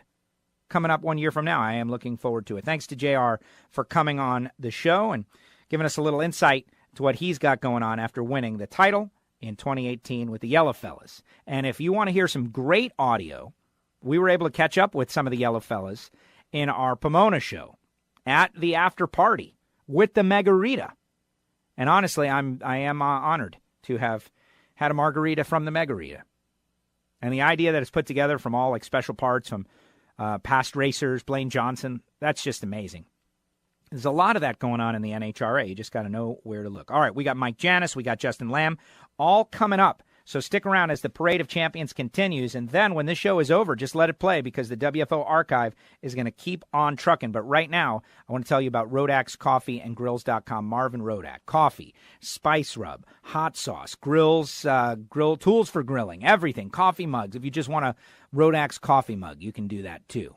But if I'm going there, I'm thinking I want to get something cool and big. They've got all kinds of great coffee. 817-924-6821. I'm going to give you my secret right now.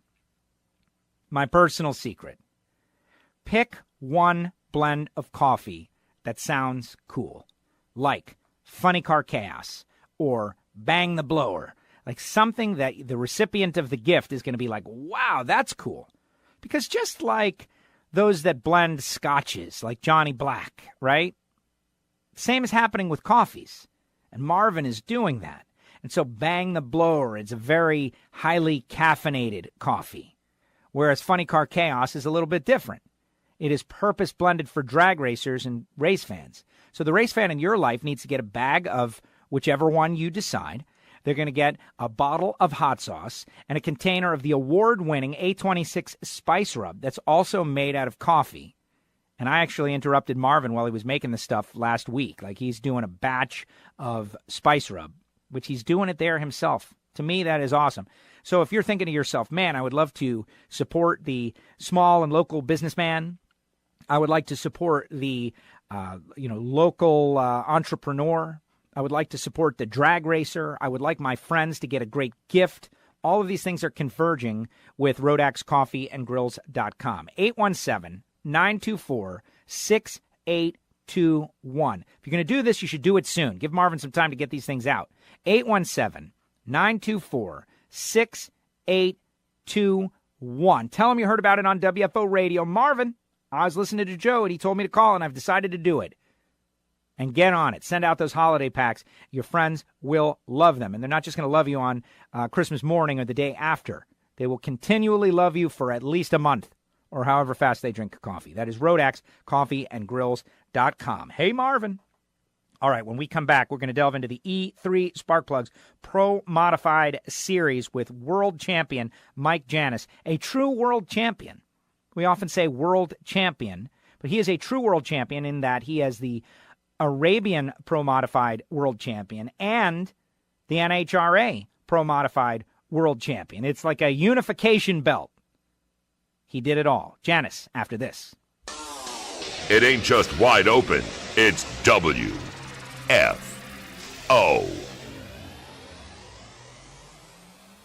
CatSpotLitter.com. Got to check them out. And, of course, think about getting a cat. There's so many little kitties out there that need a home. They need a home.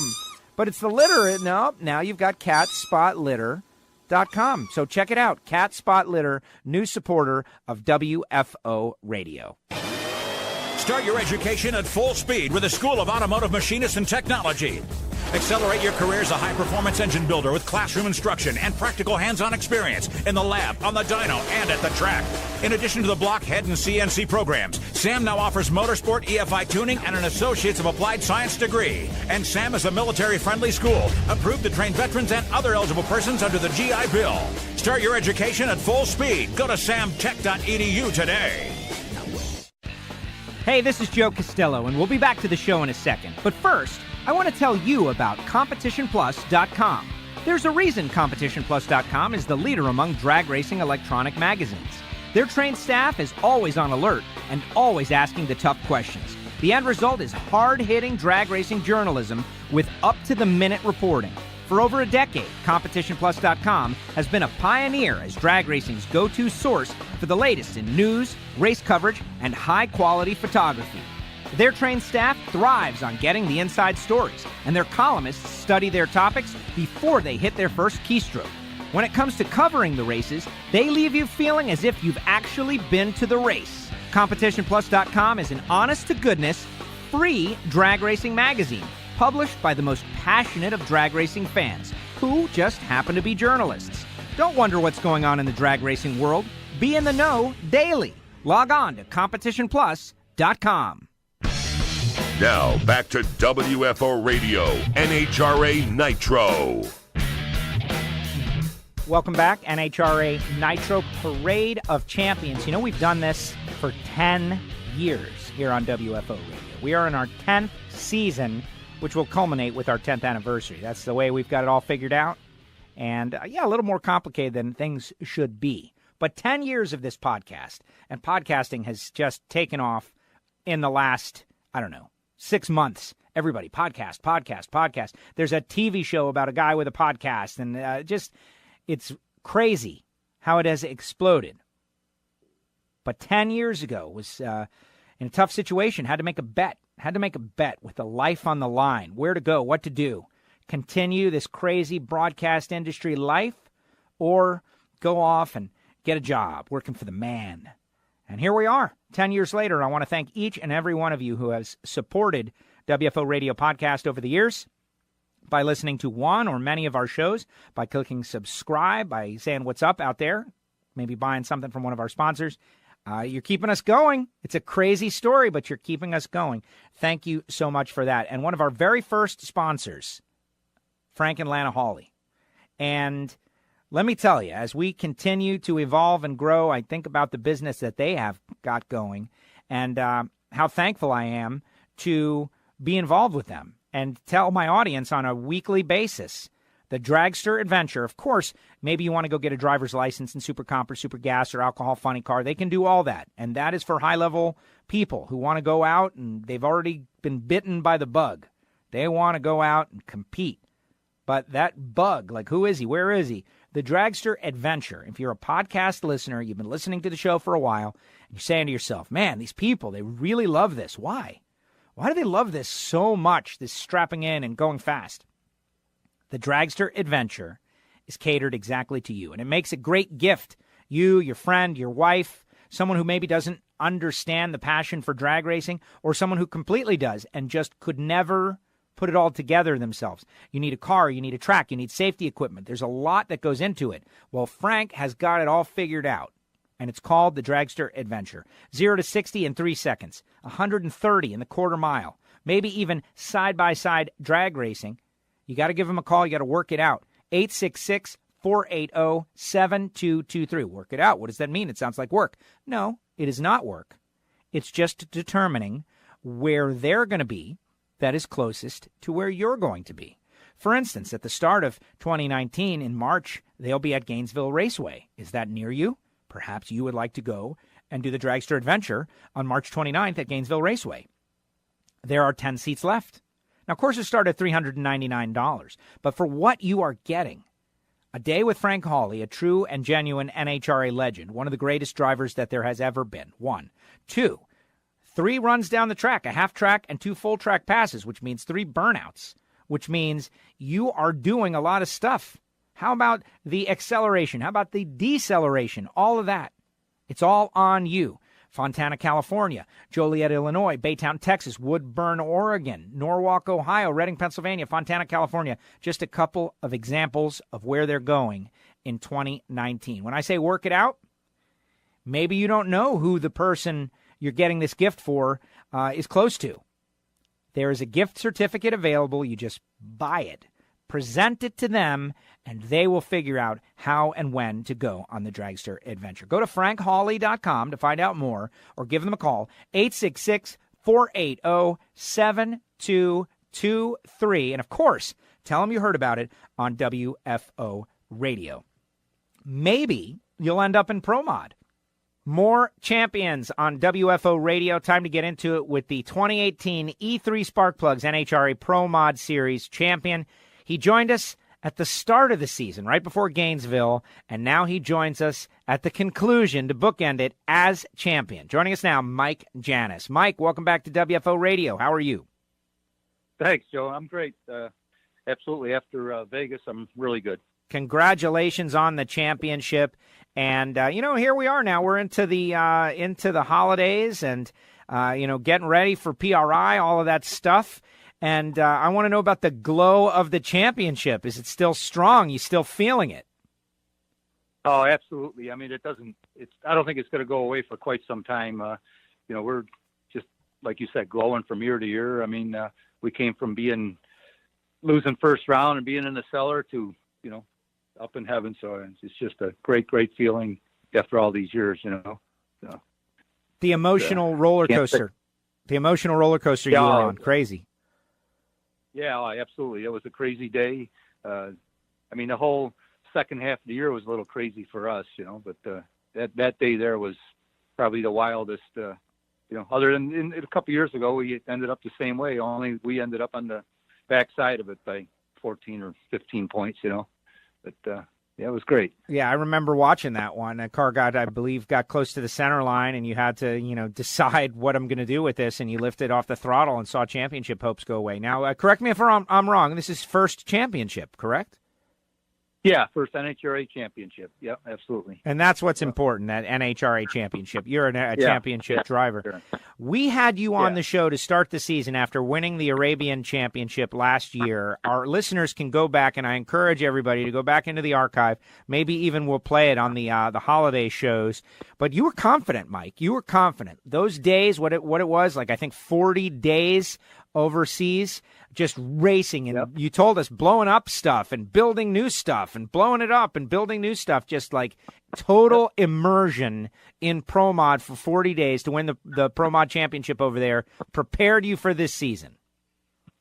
It absolutely did, and I'll say it again. I mean, I think if we wouldn't have done that deal last year going over there, and I wouldn't be sitting here right now, in this position. It just we came out swinging. I had a lot of confidence in the car, the team, just the whole tune-up, and along with our track prep, we had, David Cook, who prepped the track over there, was over here reading the racetracks for us and did us a lot of good. So we were like racing in guitar over here, So it's like I said, we came out swinging, and we're going back there in a few weeks. So we're not stopping here. Well, I was going to ask you that. Are you going to go back? You kind of have to go back. It worked so well. Oh, yeah. The car's already there. It went out last week. So we're just preparing all our crates and getting the motors, spare motors, and so on set for it. And, can't wait. So you run it up to Ricky in Gainesville. You got the win in Virginia, and it was a one-win, one-runner-up season, but you were able to win the championship. That tells me that this category is more competitive top to bottom, and it's crazy because we say it every year, but it is true, more competitive top to bottom than ever before. Oh yeah. I mean, we went rounds all year, a couple, 3 rounds, almost every race. And then, Stevie had that mishaps in Charlotte. We were watching him. I mean, we knew he was going to be breathing down our throat, and he struggled for a bit. And he was coming on strong at the end of the year. And I'd be honest with you, that was my worst fear, was Stevie coming, in Charlotte at the end there. We had to run him, I believe it was first or second round. And to me, that was my race of the year, the whole season right there, because he was coming on strong. And had I not beaten him and put him out there, I believe that he would have been right in contention, right in Vegas, right at the last race. So, that was kind of the one run for the whole season that if I had to go back and think of, oh my goodness, how did this happen? That was it against Stevie. Wow, and it's great that you say that, and it's funny to hear you just like laser focused on that run, and that's why we're doing interviews like this.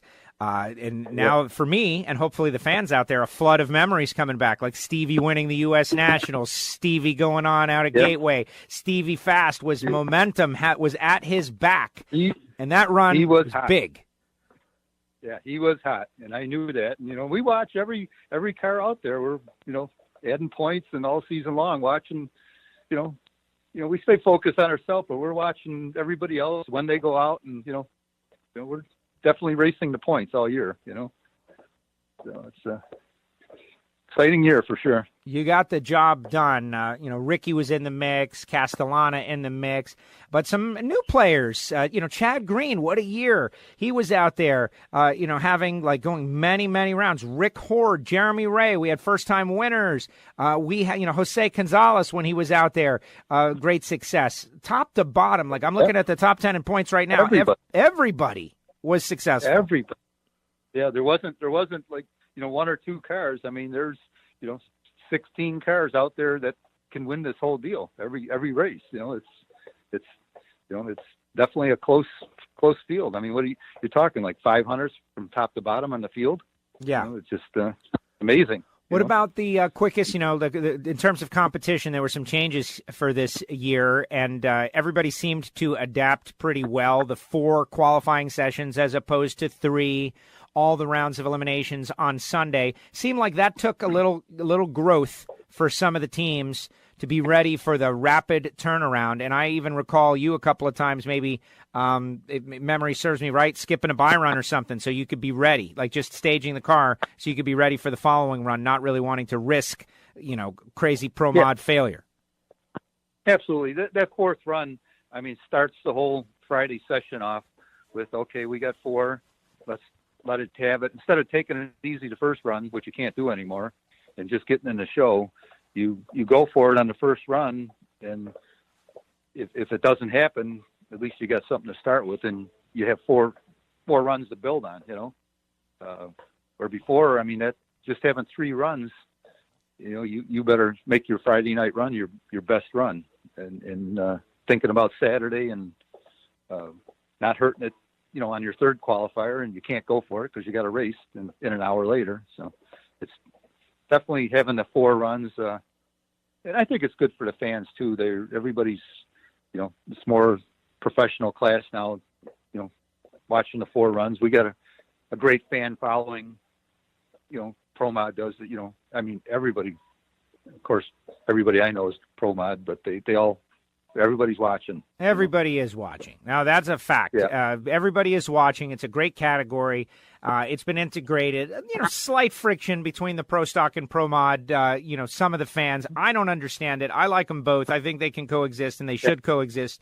No problem. But it is very exciting to see how it is all worked out. Now, what about the speed of the cars? We saw the quickest bump ever lowered dramatically. We go back 2 years. It's just like every couple of races, we have the quickest bump spot ever. So much so that we saw a bump spot in the 5.7s this year. And it prompted for the first time ever for me to hear somebody say, like, oh, man, these Pro Mods, they're going really fast. Maybe we should slow them down. I had never heard that before, and it was a little shocking to me that someone would ever say that. But since it's being spoken about, what say you? Are they going to just keep getting quicker and quicker and faster, or are you okay with that? Well, absolutely. I mean, we're going for it. We're working on stuff, blowers and engines right now to try and go faster, and they will get going faster. And as it goes on, the cars are going down the racetracks better. People are, whether it's aerodynamics, adjusting the wings, you don't see the cars moving around aborted runs like you did where, it's crazy. I mean, I can say myself, God forbid, nothing ever happens, but the car is very stable going down. It's not like it's dancing where I remember in 01 with the Corvette, you better hold on at the quarter mile doing 230. Wow. And, you don't have that feeling anymore. The car's stable. It doesn't move around, so it's, I think, this year you're going to see, everyone's going to build up another 2 mile an hour, another 200-300s in every category, whether it be turbo, nitrous, or blower. I think everyone's going to pick up. Right. And this is part of the good and the bad of becoming a very popular thing, in that now everybody wants to be here. And we're starting to see some of the people who were in and around Pro Mod, 5 years ago, struggling to qualify because there are so many high-quality cars that have either come in or coming in. I think about Pat Musey tuning Chad Green. Pat was, I'll build engines for Ricky. Now he's out there. Now there's Jeremy Ray. Yep. He's out there. It's like a magnet. It's like, moths to the light. That is the E3 Sparkplugs Pro Mod series. Oh yeah, all the guys, and there's a few more coming in too, hitters that, it's not going backwards by any means. It's going to be a pretty exciting year this year. So you talked a little bit about the big run against Stevie, but the door was open. That one you handled yourself, and that was a big, big deal. And that's always cool to be able to do that, to have a big moment and win it against Steve Jackson. Like, that is really cool. And I'm sure that's going to be one you're going to be telling the grandkids about.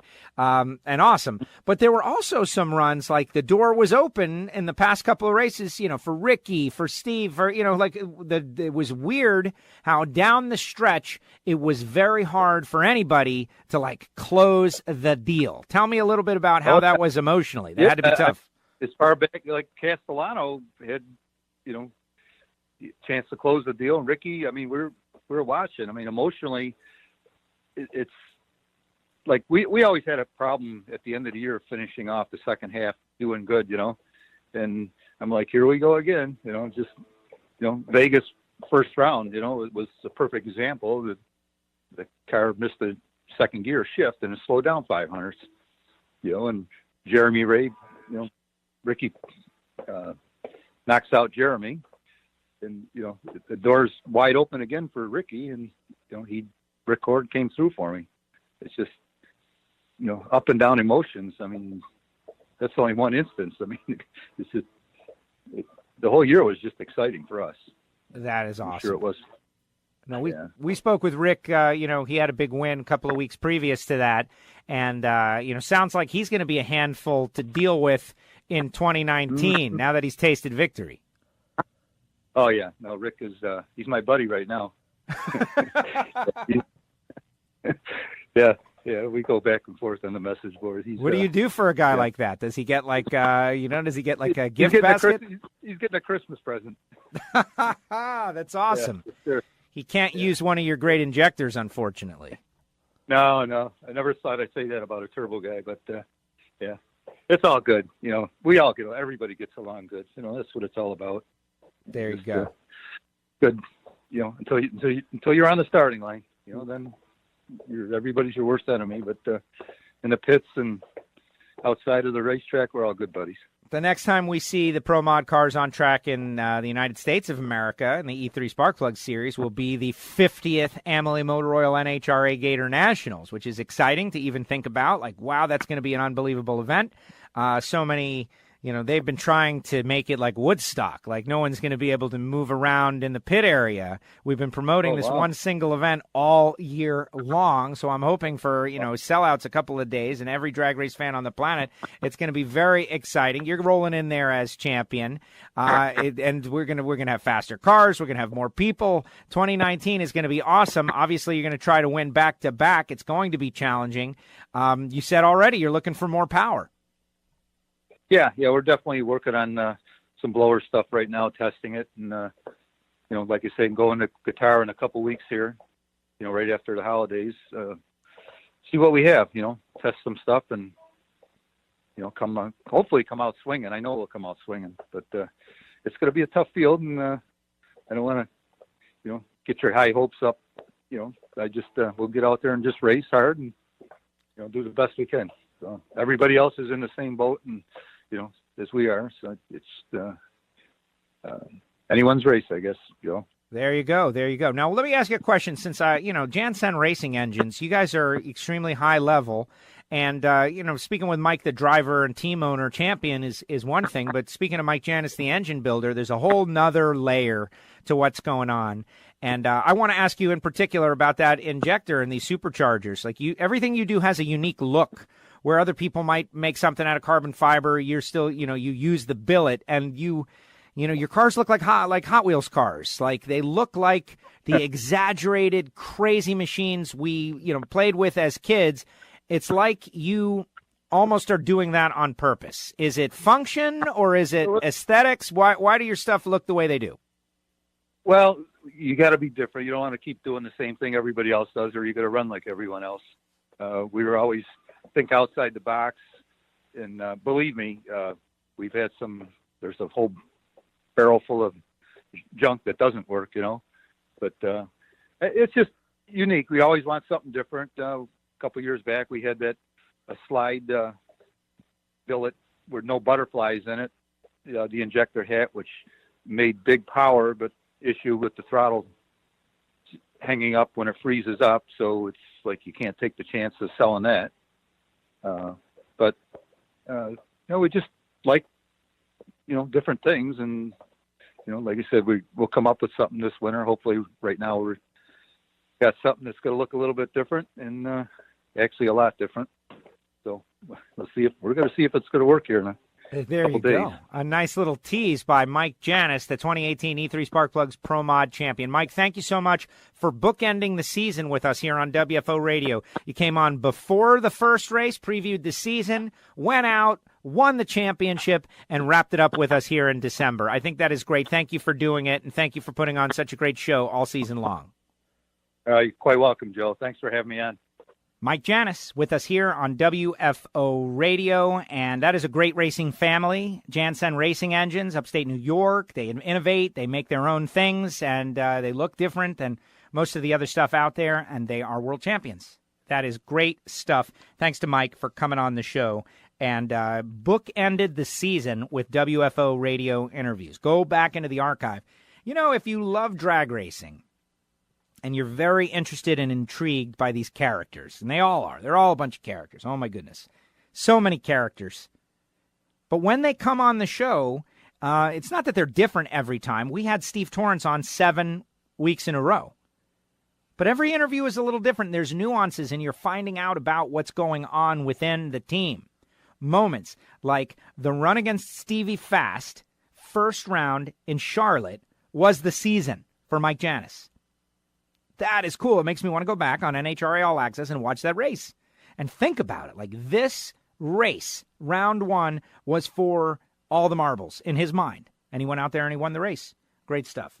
Speaking of Stevie Fast, I have retweeted and posted a video. It is in our WFO Radio group. They just did basically a walkthrough, a 30-minute walkthrough of everything that happens in the car on a run. So great. You've got to see it. You got to watch it. It is excellent. Extremely well done. Well done stuff. But right now I want to tell you about motorsportsguys.com. Yes, Justin Lamb is coming up next. Motorsportsguys.com, formerly the Amalie store, now has everything, including Wolf's Head Oil, lubricants, Moly filters, K&N air filters, All-Star Performance, and Motor State Distributing and Lane Automotive parts and pieces, which means they can get just about everything. Point is, it's like a mail-order one-stop shop, including Amalie Motor Oil, which is better than it has to be since 1903. 70 weight, 2050, 1030, 520. They got it all. Get your next oil change. Instead of going out to a store and picking up some cords, and just go on the web, motorsportsguys.com. Pick your oil, pick your filter, have it come to the house. Add the Vegas Win Tribute hat. Use the promo code WFO, and the hat will be free. That's $28 in your pocket right there. And most importantly, Terry McMillan, persistence beats resistance. The quote that I will always attribute to him, and I say it every once in a while here on the show. And it's so true. From racer to qualifier, from qualifier to round winner, from round winner to race winner, from race winner to U.S. Nationals winner. Like, the guy has done such a great job on the track. What he's doing off the track rivals it. Building businesses, doing a great job, raising a great family. And why is he on board with WFO Radio? To help this show, to support the podcast that brings you inside of NHRA drag racing. So if you can do it, go to motorsportsguys.com. Terry's going to be out there at PRI. You got to swing by the booth. You got to see him. Little Cam is going to be in the Race Quip booth. How cool is that? But if you see Terry, be sure to say, "What's up, U.S. Nationals winner?" And then maybe a little WFO on the backside. Motorsportsguys.com. Check them out. All right, when we come back, we're going to get into it with our super stock world champion, Lucas Oil Series, Justin Lamb. Back again. Everybody, listen carefully. Now you listen to me. Why do you listen? WFO, you guys are number one. Honest. Listen. I want to tell you about Hangstafers, metalworking lubricants. Folks at Hangstafers on board with big racers like Antron Brown and Lucas Oil Series, or sportsman racers in the Racing RV's Top Dragster category. And their number one goal at Hangstafers is to increase the productivity in the shop. Metalworking lubricants, coolants, all kinds of stuff. You got to go to the website and check them out. And so go to hangstafers.com to find out more information. Alan Reinhart always says, like, the one thing that DSR and JFR have in common is Hangstafers metalworking lubricants. We're happy to have them on board, happy to have them helping our WFO radio listeners in their shop. Hangstafers metalworking lubricants, trying to make you a little more efficient in the shop. Download the WFO Radio app. It's sports radio for racing fans. Thank you. I appreciate it. The ultimate racing show, including WFO Radio NHRA Nitro, WFO Radio Ignition, the WFO Radio NASCAR Tailgate Party, news, videos, push notifications, and more. I just hope I'm part of it. Go to the App Store or Android Market. Search WFO Radio and download it now. Hussey Performance Copperhead Gaskets. You got to call David directly. 724-318-8292. Hussey Performance Copperhead Gaskets for you engine builders out there. These guys are supporting WFO. Check them out. It is husseyperformance.net. WFO Radio is brought to you in part by Extreme Velocity 3 Drag Racing. Download for your mobile device. Win your way on the show. WFO. Drag Racing Edge. That's the magazine. Subscribe online. Get the issues, $24.95. Keep up with your favorite sport, whether it be NHRA Mellow Yellow, Lucas Oil Series action. They cover drag radio. They cover it all. Drag Racing Edge magazine. Now, back to WFO Radio, NHRA Nitro. WFO, NHRA Nitro. Everybody's headed to PRI. If you see me, say what's up, say WFO. And we'll be out there having a good time. Hopefully it's not too cold. Some people I'm looking forward to seeing, Kim Cussey and the folks from aerospacecomponents.com, 727-347-9915. Family-owned and operated for over 30 years in the Tampa Bay area, state-of-the-art CNC machining centers and inspection equipment. From the name, Aerospace Components, and the fact that they're based in Florida, you might get the idea that they were involved in the aerospace industry, like making stuff for NASA, and you'd be right. But they also have got a passion for automotive and drag racing in particular, and that is why they're making cool things like the titanium rotor for their braking systems that saves basically half the weight, 2.4 pounds compared to 5.6 pounds of steel. It's a direct replacement for the Aerospace Components steel rotors. They have the Aerospace Components CNC brakes. They're up front. They're awesome. They're beautiful. You got to check them out. Shifters, vacuum pumps, basically everything made out of billet. They've got a whole bunch of CNC machines and inspection equipment down there. Give them a call and tell them you heard about it on WFO. Or if you see Kim Cussey out there walking the floor, say WFO, 727-347-9915, or go to aerospacecomponents.com. Aerospace been on board with WFO for this entire season, and we are thrilled to have them. They make some of the best parts and pieces in the business, and we love the fact that they are so devoted to the sport of NHRA drag racing. Aerospacecomponents.com, 727-347-9915. And since I'm pushing the holiday gift angle, yeah, get the person with a race car in your life a set of CNC brakes, and they will love you forever. You'll honestly have trouble getting rid of them because they will be around for a long, long time. All right, moving into it. Speaking of sportsman racers and the Lucas Oil Series, joining us now, he is the 2018 Super Stock World Champion, same as the 2017 champ, by the way. Justin Lamb joins us now. Justin, welcome back. How are you?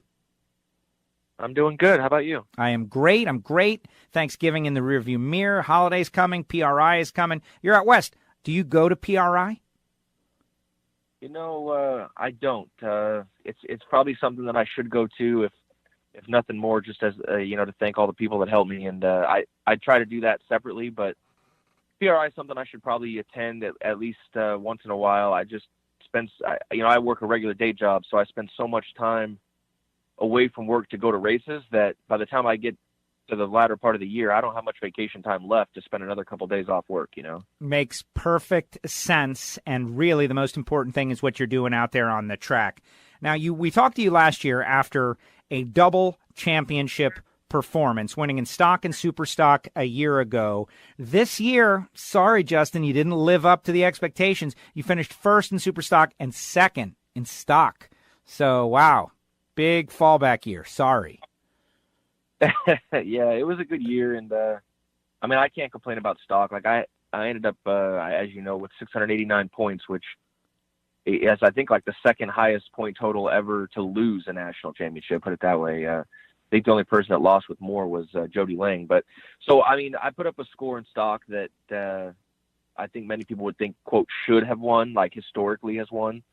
And, I got beat by a point, and it is what it is. So McClanahan, who beat me, had a great year, drove really, really well, and he deserves it. So 1 point, exactly. Like, what can you do? Obviously, my comments are laced with sarcasm, but on the top and bottom of it all, it was a great year. Looking at the stock eliminator top five, Brian, of course, who we will be catching up with, Jeff Taylor right behind you, Jeff Lopez fourth, Thomas Fletcher, Slate Cummings, Jeff Strickland, like a who's who. Jody Lang, the aforementioned, finishing 10th. What a great year of world-level competition in stock eliminator. Just the names involved who were all in the running late in the going. Yeah, no, there was, there always is the big names up there in the points, and this year was no different. And, it really came down to Brian, myself, and Jeff Taylor at the end there, and McClanahan just did he got that 1 point he needed, and he had to go all the way to Dallas and win a national event, and he did it. So it was definitely when the pressure was on, he drove well, and very well deserved. Love the respect for the fellow competitor. Now let's turn our attention to super stock, where a lot of great racers as well, but you won the deal with 647 points. Brad Ziskowski was actually second, and it's amazing to me, the stick-shifting super stock racers who do well, like Brad. Like, to me, that's amazing because of the handicap situation, like being consistent with a manual gear shift. Yet and still, he comes in second, 57 points behind you, back-to-back Superstock World Championships, and frankly, domination of this category. The little Cobalt still doing very well for you. Yeah, the Cobalt is really, really good. That car, for some reason, I'm just very comfortable in it, and it's consistent. It's just a good race car, very rarely does it let us down, and it's good. And as far as, your first comment about the stick shift thing, I've personally never driven a stick shift super stalker, so I don't know, but there's been a few guys over the years to do good with them. And the only thing I can compare to, like a pro stock car, and these might be completely different, but pro stock cars are arguably the most consistent cars on the planet. So why couldn't a stick shift super stalker be? Like, a part of me thinks, like, as long as you're good at driving one, like Brad is, or Kevin Helms. There's definitely been a few guys that have been very, very good at it, very successful. If you're good at driving one, I'm almost, I wouldn't be surprised if they're more consistent than an automatic car based on the performances that pro stock cars have. Wow. No, that is an interesting angle. Let me tell you, I'm going to put some additional thought into that one because Pro Stock cars are very consistent. Let's put it that way. They are, and I appreciate your the logic. I can follow it. Kind of cool. Now, I spoke with you in the Parade of Champions after Arizona as champion, and you started off hot and were able to keep that momentum going into Vegas. Just a strong season. Was there a point where you thought this may not happen, or was it a point where this was a dominant back-to-back year? Very often a champion who goes on to win a title like he did in 2017 kind of can just keep it going. That is what appears to have happened. Well, yeah, I mean, the appearance is somewhat deceiving. We had a great year. Forget the national championship. I won 6 national events as a team. We won 7. Kyle and I both won Chicago, and it was great. Like, I got a lot of, like, my goal this year was to try to win national events and as many as I could. And like you said, I mean, the year started off Phoenix, second race of the year we won, went to the 3rd national of the year, and I won both classes. Everything's going great. I wasn't going to chase national points at all, which basically involves going to 8 divisionals, and I had no plan of doing that. So, but all of a sudden I ended up with a perfect score nationally. I won 3 out of the first 4 national events I went to in Superstock. So at that point it was like, man, we better go give this a shot. And so I go to my first divisional in Vegas. I ran, it was just kind of my home race. So I'm like, all right, I'm just going to run it just because I'm here, right? It doesn't make sense not to. Right. And so, but once we decided to chase points, the first divisional I went to was Sonoma Divisional, and I won. And so now you think, well, I've got a perfect score nationally and I've won 1 out of 2 divisionals I've been to. Like, this should be, somewhat mentally, it's never a piece of cake, but in a way it was like, man, this should be fairly simple. Like, if I just go a few rounds at a couple races, we should be all right. Well, it definitely wasn't the case. Like, I struggled both driving, struggled a little bit with the car. It was definitely an uphill battle. So, as good as the whole beginning of the season was, honestly, the end of the season definitely had its challenges, and honestly, this might have been this was my 5th championship, and I think this was probably more stressful or more pressure than the rest. It's a long explanation as to why, but it was definitely very challenging, and it went down to the final divisional of the year, where I actually had a head-to-head race with Brad Zakowski. So wow. See, now that is very exciting. Let's talk about that. And I listened to you talk about how you felt like it should work out, and then it didn't. And I can't help but think about being up against a milestone of any kind. Like Fletcher, when he was trying to win 100, it took a whole long time. And Rampy trying to win 100, and we're all talking, it should be any time, and it doesn't happen that way. And there's just something about being an athlete who is on the verge of something, things get much harder. Yeah, and I think there is. Well, first of all, I believe our sport, at least the sportsman side of things, is getting tougher and tougher all the time.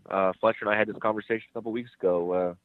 I was just talking to him one night after work, and he's like, man, people are getting better equipment. People are practicing more. They're becoming better drivers. They're putting in more effort.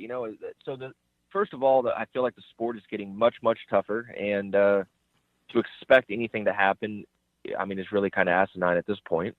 But yeah, on top of that, when you are, it's funny, like, things are just going along perfectly smooth, and all of a sudden, when there is a championship on the line, when I decide, okay, I'm going to go for this, it became a lot harder. And, like I said, we had a couple training issues with my Cobalt that cost us a couple races, and then it's all it takes, a little something like that. Next thing you know, mentally, you kind of you start second guessing everything. Like, well, was it just the training, or was some of it my driving, or could I have done this better? Could I have done that better? And it definitely weighs on you, and it can get difficult very quick.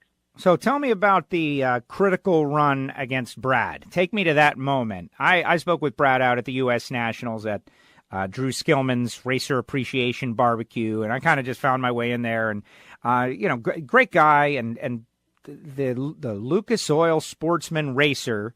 Everybody's different. They got their own different, unique character, but everybody's kind of the same in that they're pursuing. This is their hobby. It takes a lot of work. A lot of money, a lot of sacrifice from not just one person, but anybody that's connected to it. So there's this like mutual thing. So anybody that finds himself in this championship situation, in a battle, in a conversation, it's a big, big deal. So to think about him, think about you, what has happened recently, battling for a title, pulling into the water box. My goodness, man, that is exciting. Tell me about your perspective of that. Yeah, it was basically, I mean, first of all, in a sportsman, in the Lucas Oil Series, there's not many times that a championship comes down to a run, right? I guess like Erica and I think Jason Line or Greg, I can't remember which one, one of the KB cars a couple years ago. Erica and him race had it. The winner was the champ. That simple. Very rarely does that happen with Lucas Oil Racing because everybody has their respective division, and a lot of times, you'll be in a points chase. I'm from Vegas in Division 7, the West Coast, and I might be in a points chase with a guy from New York, or in like Brad's case, he's from, I believe, Michigan. But we both happened to have the Vegas divisional event as our last claimed race, so he came out here, and we actually got to race head-to-head, and technically the winner wasn't automatically the champion, but realistically the winner of that round was the champion. Basically, if I won that round and I think one more, I locked up the championship. If he beat me and won one more, I believe he would have locked up the championship or very close. So basically, it came down to one round, which, in our world doesn't happen all that often. And we both made great runs. It was definitely like the whole world on your shoulders all at once, which was it was definitely a crazy feeling. And, basically he had a 015 light and ran within 1,000th of his dial in, and I had a 009 light and ran within 2,000ths of my dial in. So, we both made what I felt was like really, really good runs. Neither one of those runs should have really lost the round, and I thought that was cool. We left it all on the table, and I just happened to win that one, and it was nice. I would much rather it go that way and win like a super tough round than one of us have red lit or one of us had a really bad light, because then it's always like, well, what if he didn't red light? Then would I have won or lost? Like here, we both put our best run on the table, and I was very fortunate to win the round. So that is exciting. It's exciting hearing you just recount that, and I can't help but think about pulling out of the water box, doing the burnout, feeling the the intensity build while trying to control your emotions, all of that stuff that goes into championship racing. Just so exciting. But in the end, you came out on top and you won the title. Now, you mentioned the 5 world championships. That's just unbelievable. And, having had you on last year for 2 in the same season, and just the run you have had, you're very focused, you're very intense. To win a championship, though, you mentioned this one being the most special. I happen to know, you mentioned Kyle a little bit earlier. Kyle Seipel, friend of, all racers, but really great friend to you. Had to be very challenging to go out and race and kind of keep like normalcy going when your friend is battling a health issue the way he is. Yeah, it was definitely tough for a multitude of reasons. Like, the first championship I won in 2013, I did without Kyle, but since then, Kyle and I have been racing together. So I won in 15, 2 in 17, and then obviously this past year. And so from 2014 till now, for the last, let's say 5 straight seasons, I guess 4 straight seasons, 4 or 5 anyways. But basically, we've raced and we kind of have a program down, we both help each other out, and we kind of have like a routine. And so, he's with me the whole beginning of the year all the way up till Seattle. And all of a sudden, and as well as, the past few years, the past 3 world championships I won, he was with me every step of the way. And now all of a sudden it's like, not only is he not there, he's just not there. Like we kind of have our deal, like what we do, like I do this, he does that, whatever. And now it's kind of all on me. And, which, hindsight, it worked out, but it was tough. Like, you're just used to having that, it's almost like a reassurance thing, let's say dialing the car, there's times like, it doesn't matter how good or bad you are. It's nice to have someone to lean on and verify what you're thinking more or less, is that headwind really more than last round? Like, it's nice to be able to ask somebody that, and I didn't have that at the end, and I've grown very accustomed to that. Wow. And so the racing aspect was very tough, but then on the flip side, yeah, I mean, here he is sitting at home, you know, he's fighting cancer. We have no idea what's going on, and it's definitely difficult. And then not a whole lot of people know this, but earlier in the year, so we found out about Kyle, I'm going to say early August, and end of May, early June, my dad was having heart issues, which he doesn't come racing with me every week, but obviously he's kind of like the backbone of this whole thing, you know? I mean, he's the one who supplies Kyle and I with the equipment and the money to go racing and blah, blah, blah. And so first he's in the hospital, and then so he gets past these heart issues and everything's good. And then next thing you know, here comes Kyle's issues. And it was definitely a rough season for many reasons, but it worked out. And, you know, my dad's healthy now, and I think Kyle, he's on the right track to getting healthy himself, so it should be good. Wow, that is great. You know, thinking about him, and just situations like as a validator of your strategy, you know, people need to know he's a really great racer. You know, for you guys to be like combining your brain power on thinking of situational, whatever the situation is, who you're running, what you should dial, what you should do with the car, what is a challenge, like that is a formidable situation for any opponent that's going to go up against you. And then for you to not have that, were you thinking about what he might say in a certain situation? Were you talking to him even though he wasn't with you? Yeah. Oh yeah. I mean, him and I talk every day, but even when I'm racing, you know, he would still try to help me as much as he can. You know, what's cool, you know, with a lot of the NHRA races, they have the live timing function and where he can even actually listen to, you know, you half the time up there talking and announcing cars. So he's paying attention at home when he can. And you know, he couldn't be there every step of the way. He had doctor's appointments and things like that. But when he was available, he was listening, he was following, he was cheering me on as much as anybody. So, it meant a lot to have his support, and yeah, it was definitely helpful. That is great stuff. Now, at the end of 2017, 2018, you said it just a moment ago, was going to be a year where you went out and tried to win a bunch of national events. And you did. You had great success. But you also won a championship, finished second in Stock Eliminator. What about now? Here we are at the conclusion of the 2018 season. You've got 5 world championships. You've had a whole lot of success.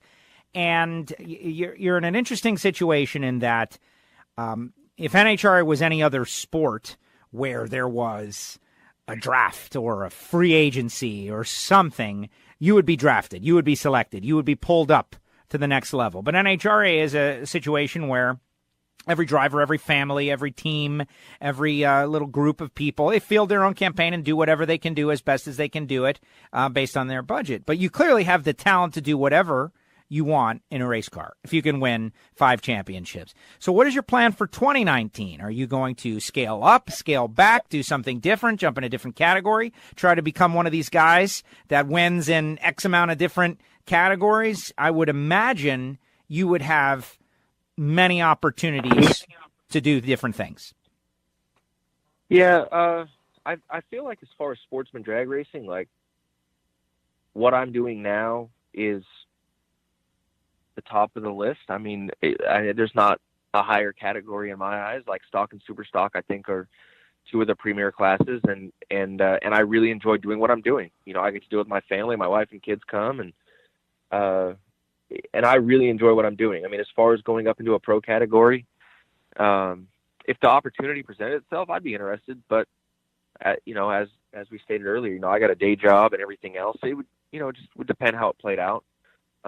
As far as next year, I'm not sure. I'm going to honestly probably start out similar this year. I'm going to hit a few national events, and, you know, if the season leads to me racing for points again, then I might give it a shot. If it doesn't, I'm just going to try to win as many national events as I can. And, you know, I feel like the national events, not only for myself, are more bang for the buck, but I have a lot of support from sponsors. And, you know, being a national event with the coverage at those events, it gets the sponsors a lot more publicity. So, you know, it tends to be where I want to focus. Now there's that Dan Fletcher program. Was that discussed in your conversation from a week ago? That's like his strategy from what I would see. Yeah. No, we didn't discuss that a week ago. I'm kidding. It was just a friendly conversation. But yeah, I mean, like what Fletcher does, you know, I mean, he goes to the national events for a reason. The pay's a little better. The notoriety's a lot better. And that's where the sponsors, you know, want to see you. So, if we cannot afford to race without sponsors. There's no question about it. So if I need to be at the races, that better support them so I can keep doing this, and that's my goal. Oh, that is great stuff. Now, you mentioned a couple of times, Justin, that you're like a regular working guy, which is great. And we may have discussed this in our interview from a year ago, and I certainly invite the listeners to go back and check out all those interviews in the archive, if for no other reason than to hear the the development and evolution of the person. People change over time, maybe not so much in 1 year, but do your best to explain what you do out there in the Las Vegas area. I think that would be interesting to a lot of people. Yeah, so I live in a suburb of Vegas called Henderson, which is it's probably as big as Vegas. Probably I would venture to think probably more residents than Las Vegas. But anyways, I work for the city I live in, and I have an accounting degree from UNLV, which is the college here in town. And so I do accounting for the local government, and that's it. I specifically work in the engineering department where they, do roadway projects, traffic signal projects, things like that. And it's just my job to more or less handle the money end of things. So more numbers. Drag racing's all numbers, and so is my work. So my whole life is numbers. There it is. But hey, that's probably why you're good at it, because it's second nature to you. Yeah, numbers are definitely they're definitely my strong suit. You can't read my handwriting, but I'm good at numbers. Okay, well, and that's why you're not a doctor. Makes perfect sense. No, Right? actually, no, you should be a doctor if you have bad handwriting. What am I saying? Right. There you go. Justin, thank you very much for coming on the show. Congratulations. I know we spoke many times over the course of the year, either at the track or here on WFO, came on a couple times. Congratulations on another world championship. It's amazing to watch. The car is cool. Independent of your abilities, the car is cool. Big wheel stands. It's fast. It's awesome. It's really top of the food chain and super stock, but also what you do with it is amazing. It's a sport that really, winning anything back-to-back is very challenging. For you to win back-to-back Superstock World Championships, very impressive. Thank you for coming on WFO Radio to share the experience with us. Yeah, thank you for having me, and I appreciate any opportunity you guys bring me on. It's great. Thanks, Justin. Justin Lamb with us here on WFO Radio, Superstock World Champion, and very talented individual. And that is the whole point of these interviews and, getting up close and personal with these racers out there. I am so excited about the prospects for the future for drag racing, because you guys as listeners, the fact that you know Justin Lamb and what he's about, and he's a really good racer, and you can go out there and walk the pits and walk right up to a world champion and be like, yeah, I know where you're coming from. Technology is helping change the sport of drag racing. And I can't help but think about future generations. Also, he mentioned Kyle Seipel, and Kyle's been very cool to me over the years. Very positive energy out there, and obviously fighting something. And we, wish him the best. So, Kyle, if you're out there, wish you the best, bud, obviously. Now, we're going to keep on going. When we come back, it'll be my time, final segment of the show, where I will rant and rave about something. We might even delve into a couple of things. Of course, I'll tell you where I'm going to be out there at PRI. But right now, I want to tell you about samtech.edu, the School of Automotive Machinists and Technology. Accelerate your career as a high-performance engine builder with classroom instruction and practical hands-on experience in the lab, on the dyno, and, of course, at the track. In addition to blockhead and CNC programs, SAM now offers motorsport EFI tuning. For my money, that would be one that I would just dive in on. It is it's so obvious that everybody out there with an LS or a Coyote, they're trying to make their cars run quicker and faster at the touch of a keyboard. Who knows about that stuff? SAM can get you up to speed. It is a very cool program that they are working out at samtech.edu. They offer an Associate of Applied Science degree. They're military friendly. They're approved to train veterans and other eligible persons under the GI Bill. Go to samtech.edu. Give them a call.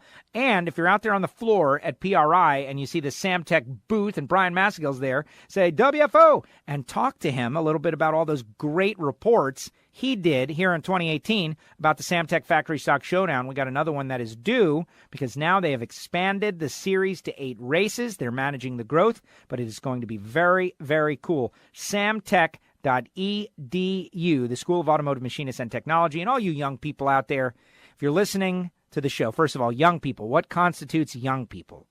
Young at heart? It doesn't much matter if you're looking for a career change, and high-performance engine building or CNC machining is the career you're interested in, It's certainly something that we need. It's not something you can send overseas. Go to samtech.edu. Not only can they get you up to speed on how to do it, but they can get you up to speed on where you might be doing it, which is very, very important. That is samtech.edu. When we come back, it'll be my time, tail end of this PRI preview / Parade of Champions, NHRA Nitro. This is WFO Radio.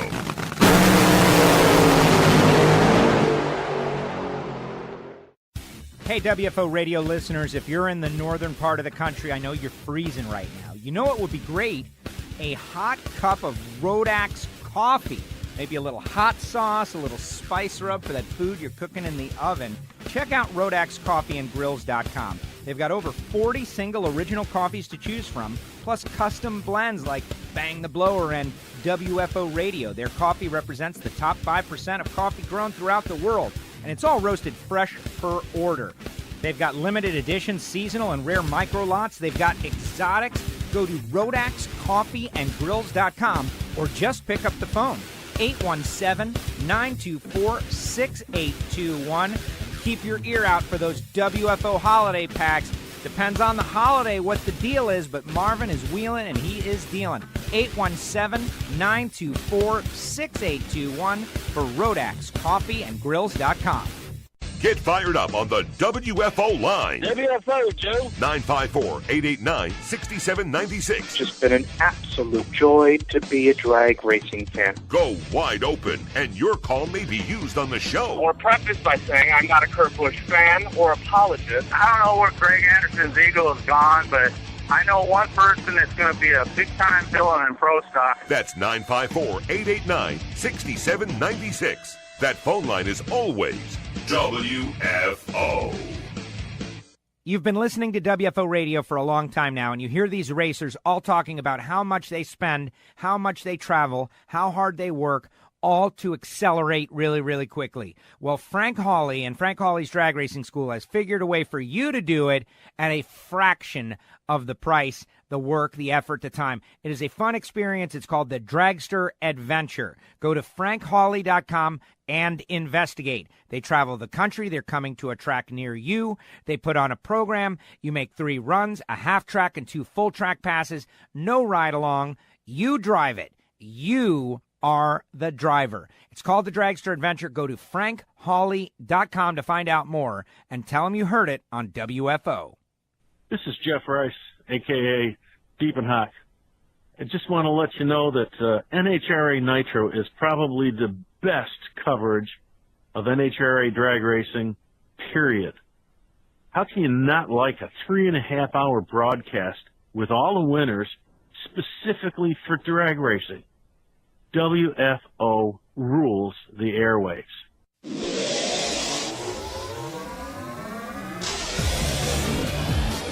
Now, back to WFO Radio, NHRA Nitro. Final segment, WFO Radio Podcast, NHRA Nitro.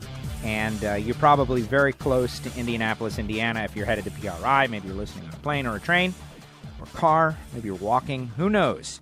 The bottom line is the entire racing industry going to be out there at PRI. And this is something that I do really much enjoy, learning about all this stuff, cutting edge. I joke with Alan at the start of the show, you know, I would love to go in there with like $100,000, right? I'd love to go in there with $1 million and like build a team. And I am now offering a new service. It is called Build Your Team with Joe. You give me the money and I go buy the stuff. What do you think? No? All right, what about catspotlitter.com? Open a browser, go to catspotlitter.com. We're talking about Scott Palmer. Scott will be out there, I'm sure.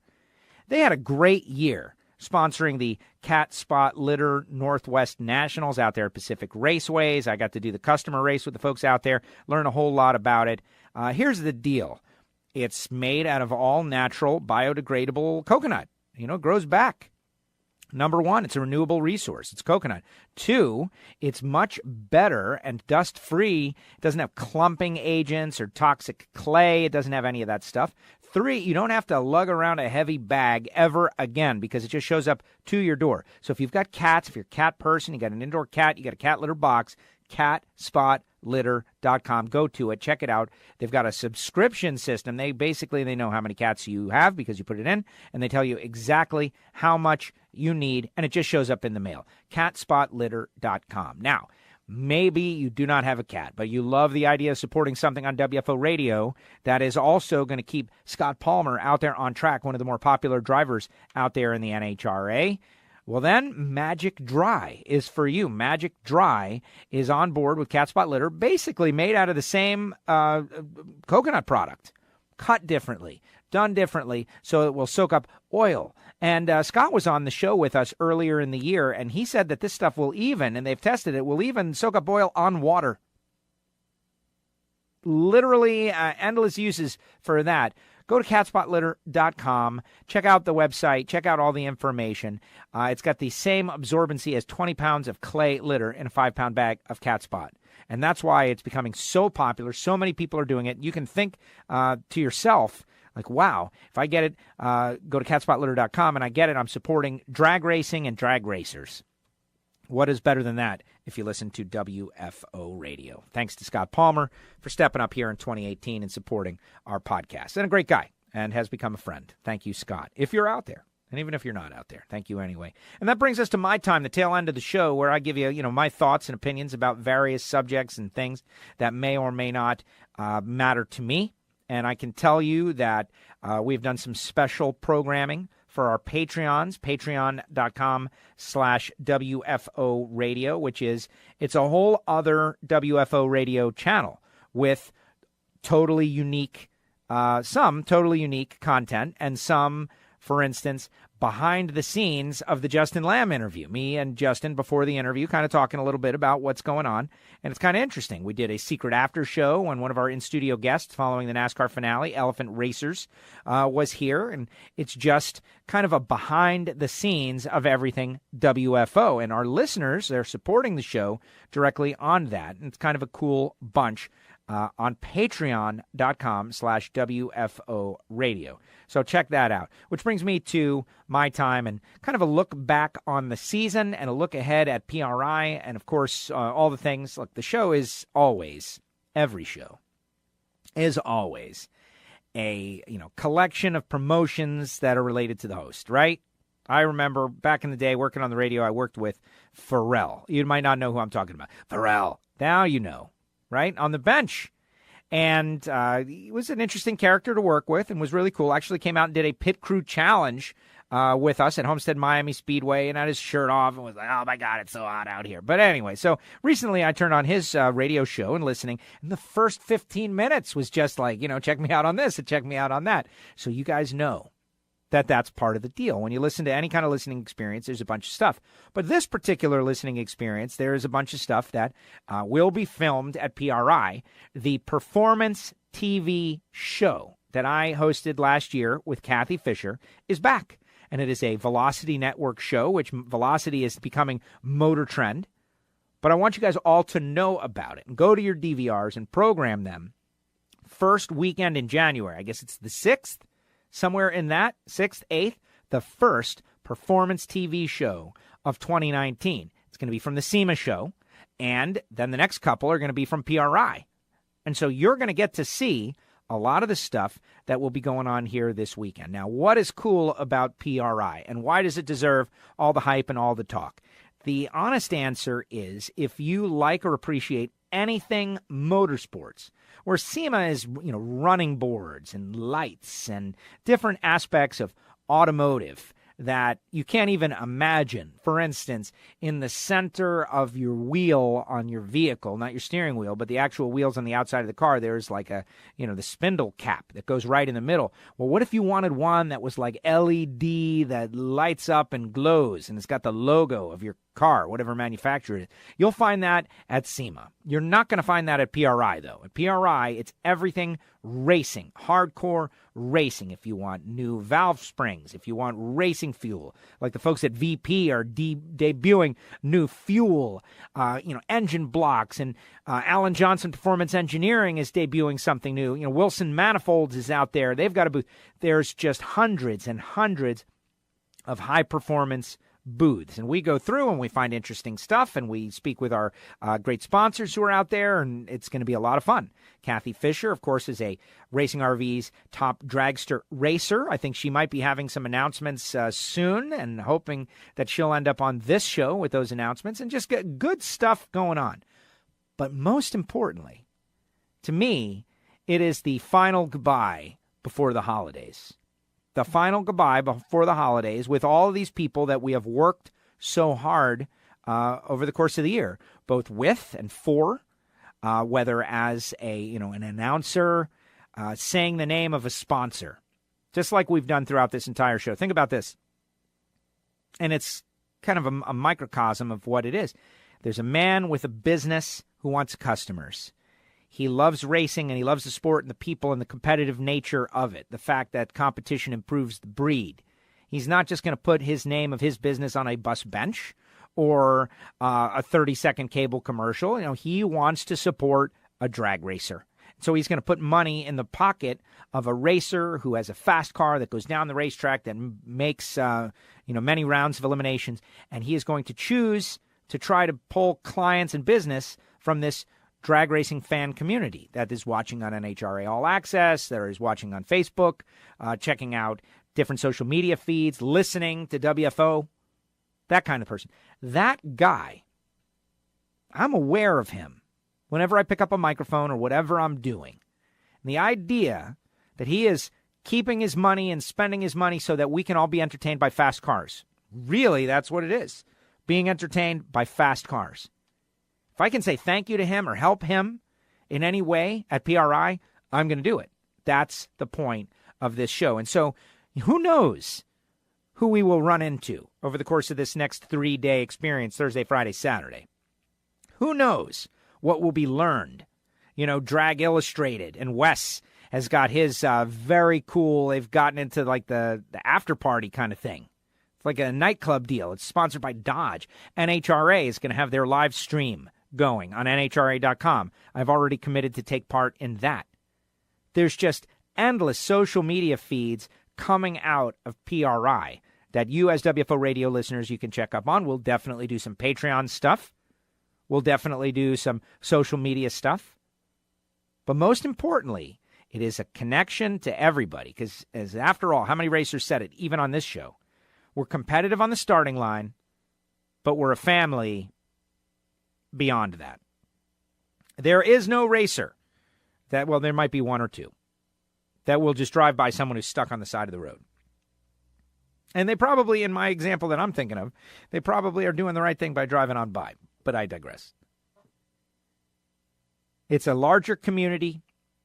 It takes a whole lot of effort, a whole lot of time spent away from friends and family and home to pursue this endeavor that is auto racing of all kinds. And it's kind of cool. It's a very good experience. So I hope to see you there. If you're a WFO radio listener, please say hello. If you're a WFO radio listener who will not be at PRI, well, stay locked to the social feeds, Facebook, Twitter, and Instagram of everybody that you know and have followed, and you will get some cool stuff. Now, on next week's show, I can tell you we will have Tanner Gray is going to be on the show, and Paul Nero is going to be on the show. So we got our top dragster world champion in the RacingRVs.com series, and we've got our Mellow Yellow Pro Stock world champion, Tanner Gray, who is coming on the program next week as he gets ready to go off and do his K&N East thing. But what about the races and the championships and, how he felt and how they felt and mom and dad and all of that? Here's my thoughts on Tanner Gray, since he's going to be on next week. I could save this for my time next week, but I'll give you a little preview, which is this. I want to see him do well. We have learned about this kid and watched him come of age, seen his talent. I hope he makes it to the highest possible levels. Simple as that. And if not, that's okay, because the ride and the experience will be well worth it. But I think the kid's got the goods, and certainly in the drag race world. So Tanner Gray, you're going to hear from him on this show next week. Final thought here on WFO NHRA Nitro. We have a couple of rules on the show. Like, maybe it's not a rule, but it's a framework. We avoid, political discussion. like heavy-duty politics, because we know that there are, all kinds of different opinions out there.